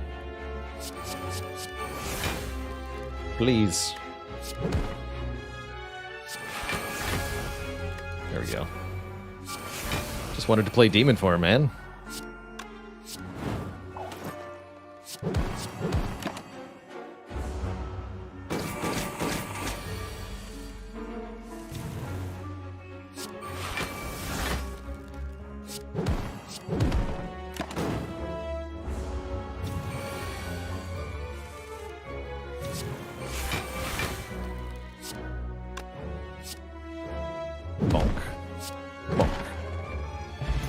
Go.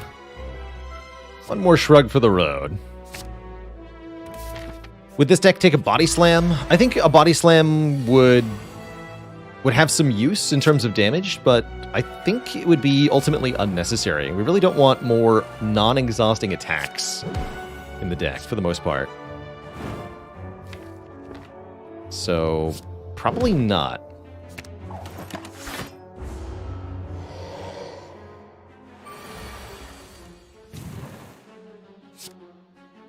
Hello, friend.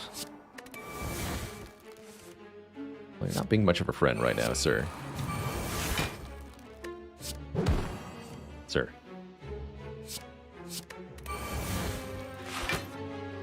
Okay. This will sting a little bit. Ouch. This is only 8. Not too bad. Corruption momentarily. Alright, we'll just wait on that.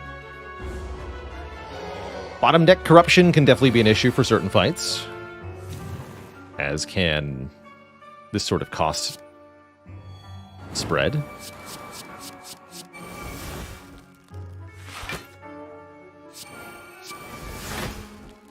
There we go. Both demon forms in play. It's going to be hard for us to lose to anything.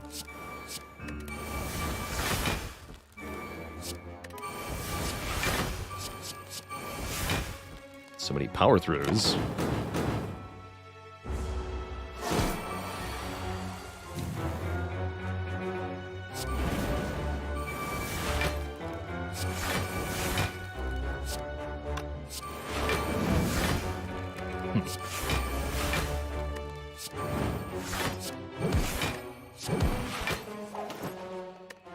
Alright, we can just die.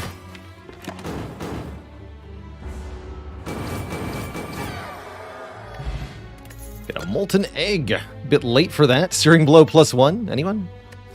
Anyone at all? Could add a rage, but I don't feel like it does a whole lot. Is anger the worst card in the deck? Most certainly. Well, I guess technically Decay is the worst card in the deck, but we need the Decays for the Mastery Challenge. As far as non-mastered cards, or cards that are already mastered. Anger, yes. Definitely the worst. We don't like the fact that it creates another copy of itself. Have I ever done a Searing Blow build? Oh, have I ever? It's one of my favorite cards in this game. We've done many different Ascension 20 Heart wins with Searing Blow. It's a really cool card when it works. But we've done many. Do I Burning Pact here? I think I'm just going to play the Demon form. Like I said, not worried about the time slug here, although we are taking a bit of a hit here. on turn 1 and turn 2. Oof.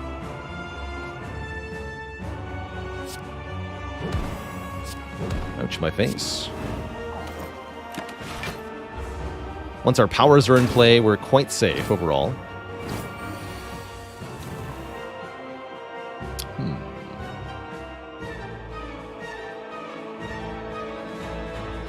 We got one in place. This is Corruption, feel no pain.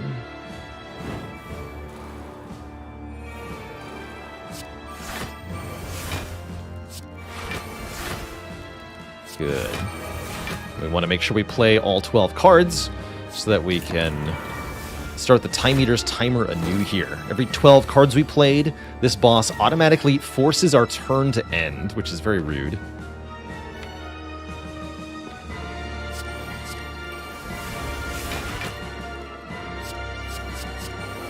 There is an Arma in the draw pile. Okay, cool. I'd like to upgrade this demon form.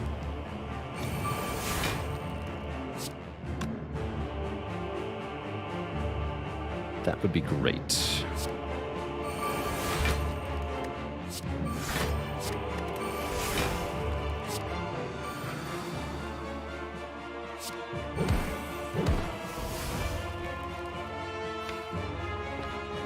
And I'll stop here.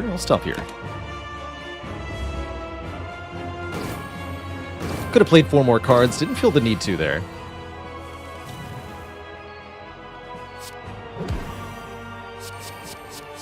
Double disarm. That's spicy.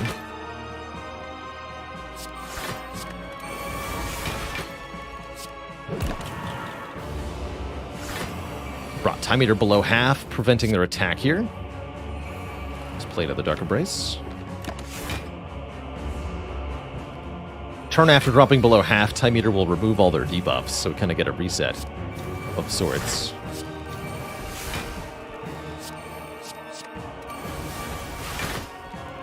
Put all these slimed in my deck. Hello? Anything to exhume? Disarm or double tap? Double tap seems fine.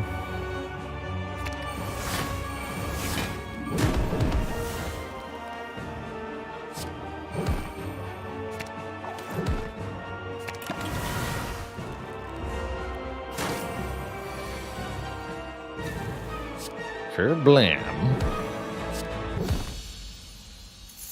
And that's why Time Eater's no problem. Awakened One could be an issue, though, but we're not fighting the Awakened One. We're fighting Donu and Decay here, and I think these two will be quite easy for this deck to dismantle.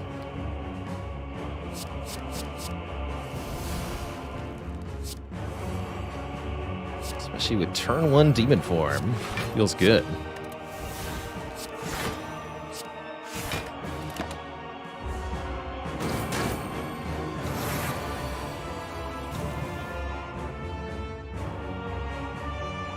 Time Eater will still gain strength for every 12 cards played, Romanoft.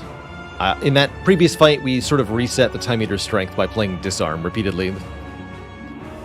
But they were still gaining it normally. Do I dare Havoc? I do dare.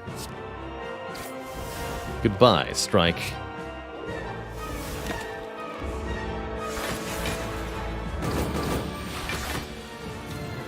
Witch Arm, Dad Arm.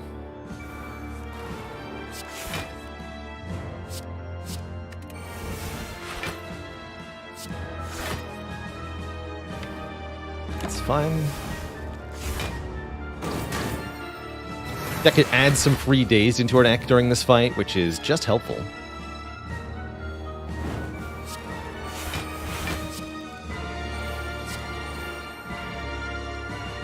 Take Chrysalis back, sure.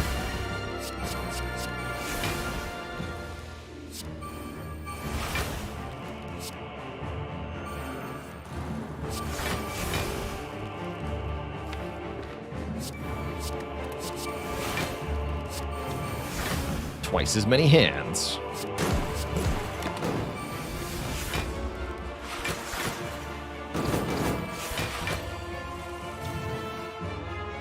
The deck that does so much nonsense, how do I decide when to play Battle Trance? At this point, playing Battle Trance is mostly about getting rid of it. Because indeed we do draw so many cards at this point that the no-draw effect is highly undesirable. So the goal is to avoid stopping my draw.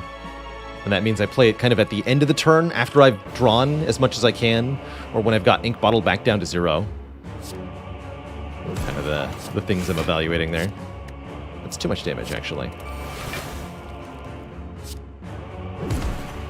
Too much, I tell you.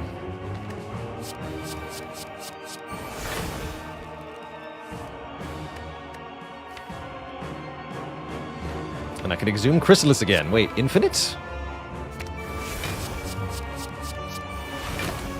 Kind of amazing.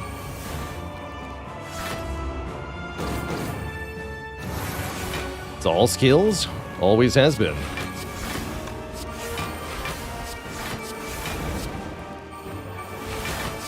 So sometimes I just want to delete these battle trances.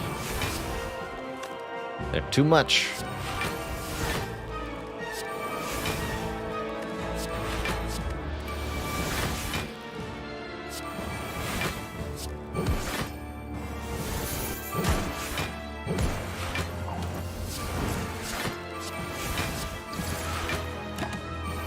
Perfect. Simply perfect. GG. We have 860 gold as we go into the final act. To thump, to thump, to thump. A deep pulsing dread could be felt throughout the room. Is this the heart of the spire? The source of this tooth decay? You ready your toothbrush and scrub the heart clean. Feeling 2153. Have I been here before?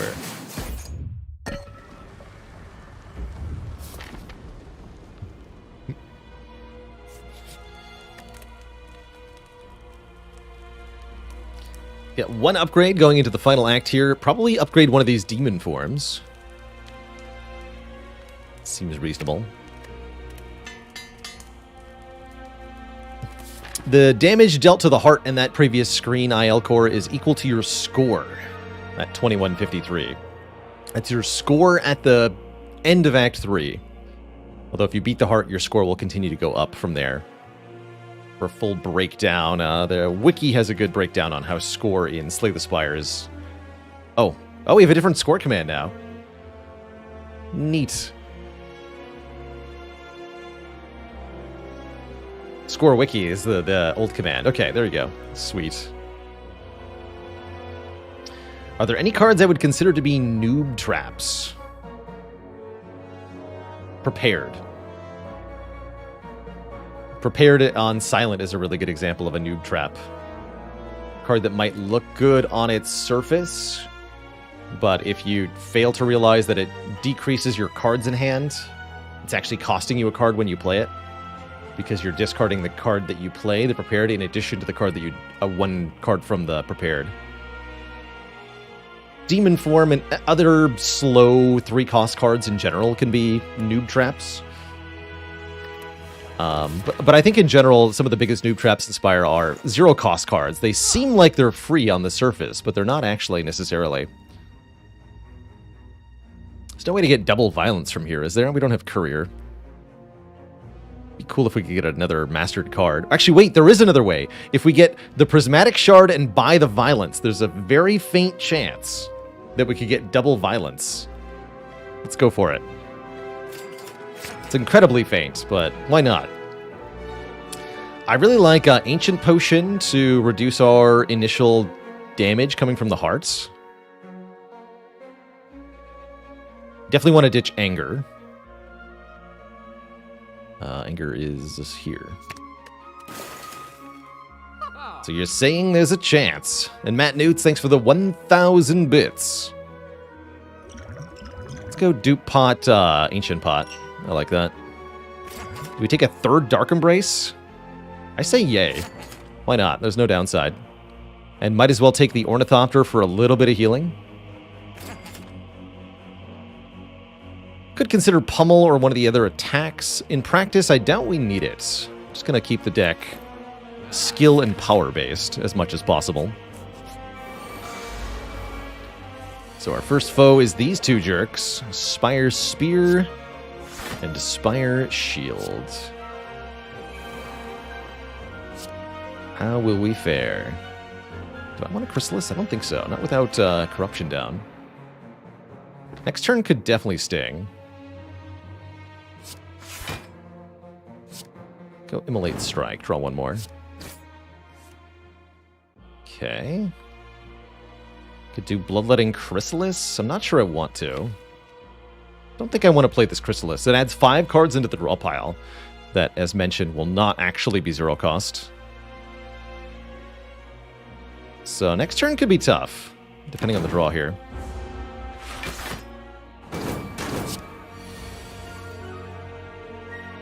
Yeah, that's pretty bad.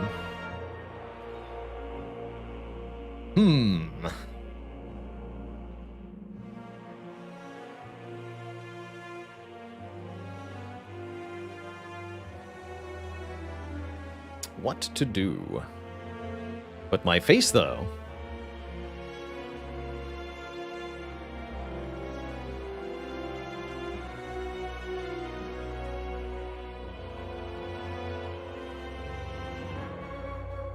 Why not Bloodletting and then Disarm on the previous turn? It would have been blocked by Artifact, but it would have been a good idea to remove it. Probably should have. Trying to figure out if we use a potion here or not. Am I Burning Pact, or do I True Grit a burn? Could dupe True Grit, delete both burns, save a bit of health. Hurts to lose the duplication potion, though. This is a little bit spooky. We got a lot of damage headed our way here.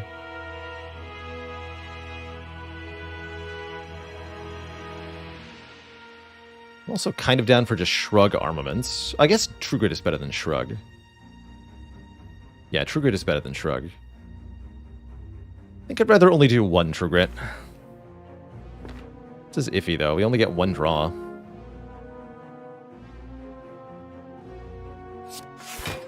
Missed the Feel No Pain, too. Ooh, that helps, maybe. Draws 1 more card, at least. And I can play this Dark Embrace. At the very minimum. We do lose a ton of HP here. I'm not happy about that. Ouch. Down to 24. And we could be in more trouble here, although I think we'll be okay with this draw. We can get some of that back from the Ornithopter. We can get some of that back from the Birdface Urn. We get some of it back with the Burning Blood. So we have more than 26. Thankfully.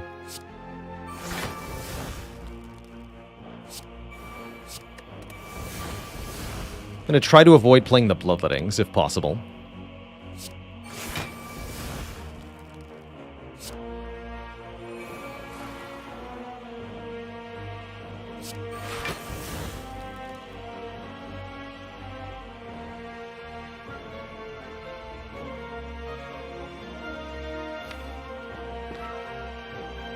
This really has to get played, huh?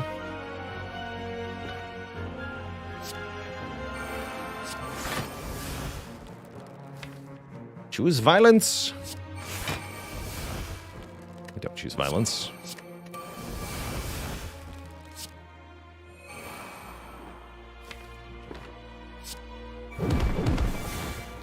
That's right, I have double tap in play. Still gonna try not to play Bloodletting.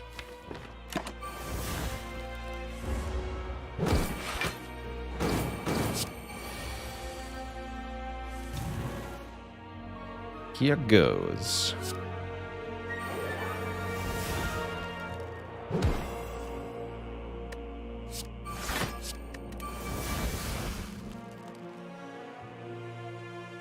Can't agree no longer matters for the money.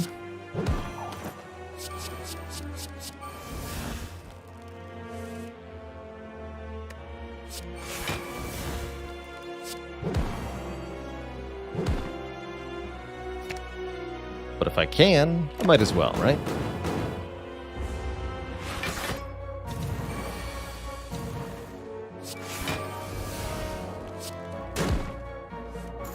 Thanks for the money, hee hee. Is there anything I can exhume? That would maybe help me here. I don't think so. Don't think so. In that case, let's just wait a turn. We'd also ideally like to set up probably Ink Bottle for the hearts.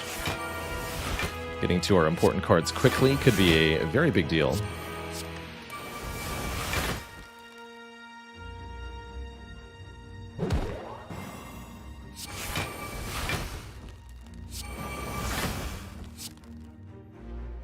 That looks pretty good.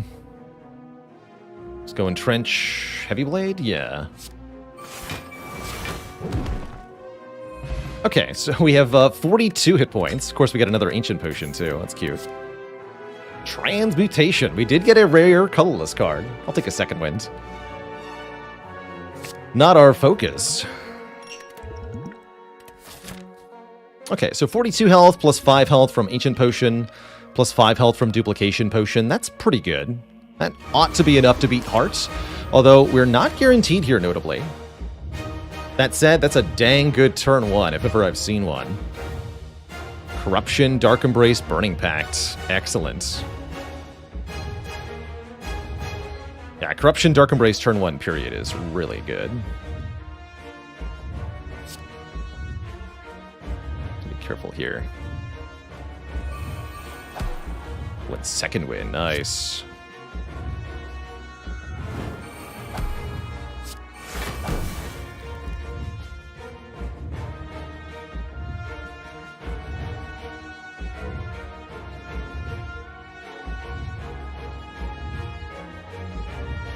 Not sure if I'm duping this demon form yet.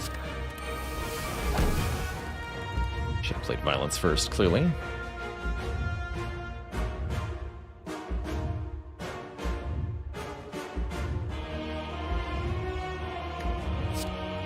Okay, I'm gonna try to do some stuff.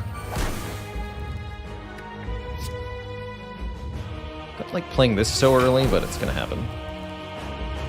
And yes, let's dupe this demon form. 4 strength per turn is a good enough start, I bet. Let's try to get all the attacks out of the draw pile. Barring Clothesline. Could second win now, although I don't get a lot. I think we should just play 3 attacks. Deal some damage here.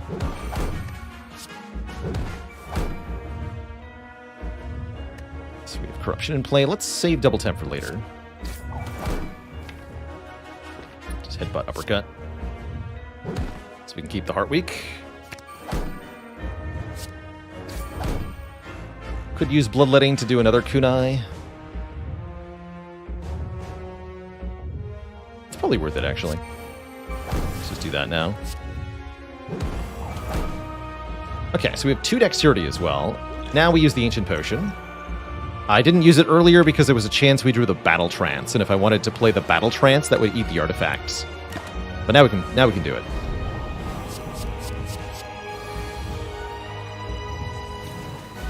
And a 0-cost Feel No Pain also. Excellent.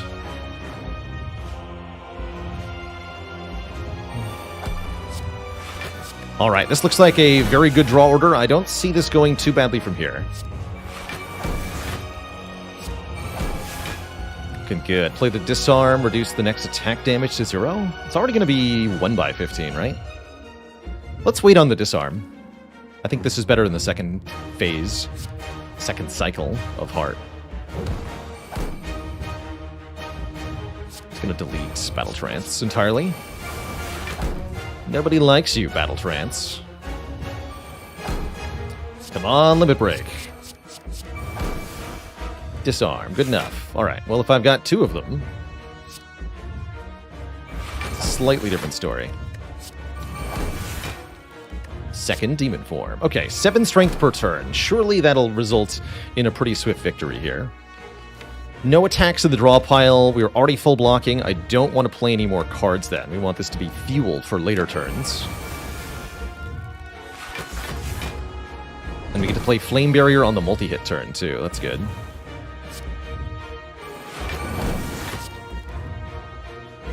This is not the world's worst second wind, quite frankly. Kind of garbage cards in my hand right now. It's alright. Just let it all be. Deal back some Thorns damage here. Keep gaining strength per turn.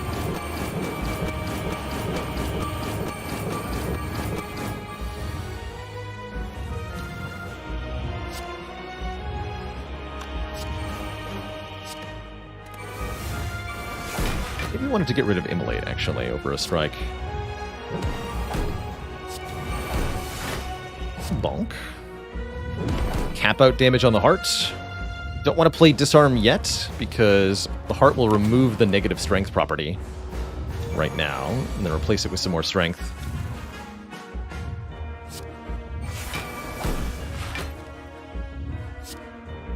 As well as Artifact that will block the next Disarm, but we can remove that, thankfully. Now we want to disarm it.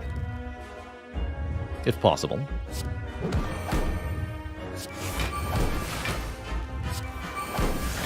That's a really good second win. Okay, let's delete all this garbage.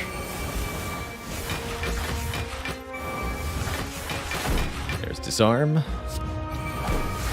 And cap the damage again. This is pretty much what we want to see here.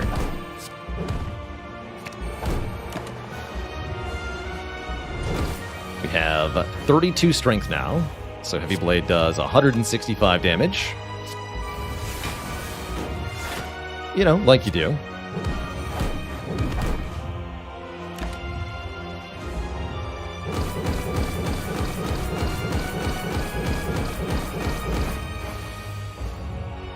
GG, Mr. Hart. Give me your money. And that's how you master Decay.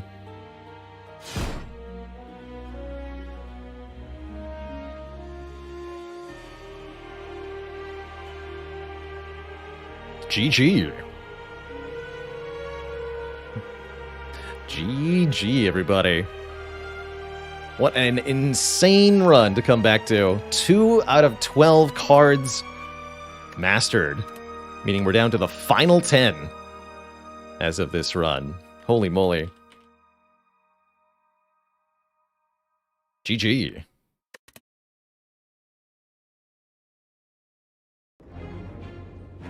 Let me update that title. Wow. Oh, it's already updated. Amazing. Now, what, Twitch chat? Has it been done? It sure has. The Spire sleepeth. And so shall I. Only 2 curses left as of this one. This one started out special. An early hand agreed let us, along with a Maw Bank too, let us purchase just about anything our heart could imagine. And we were quite imaginative. Picking up colorless cards and curses galore. Love it. What a good time. So 2 Decay, 2 Chrysalis. Look at that. 2 cards mastered. 1 run.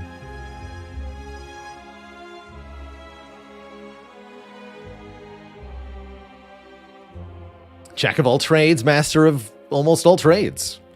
It's true. And we're only getting started for the Spire today. Pretty incredible. Next up is going to be the Silent, but it's also, of course, break time here. We're about 2.5 hours into the broadcast. That was a nice long 2-hour clad run to get everything we needed. So, I'm going to take a couple of breaks, grab a snack, refill my water, Twitch chat. When I return, we're going to stride forth as the Silent, looking to master Heel Hook, the only remaining Silent card, as well as potentially another colorless card. Master of Strategy could happen next run. Noah, with the 2 months, you're heckin' welcome for the awesome run. Just 10 to go. That's crazy. The final 10.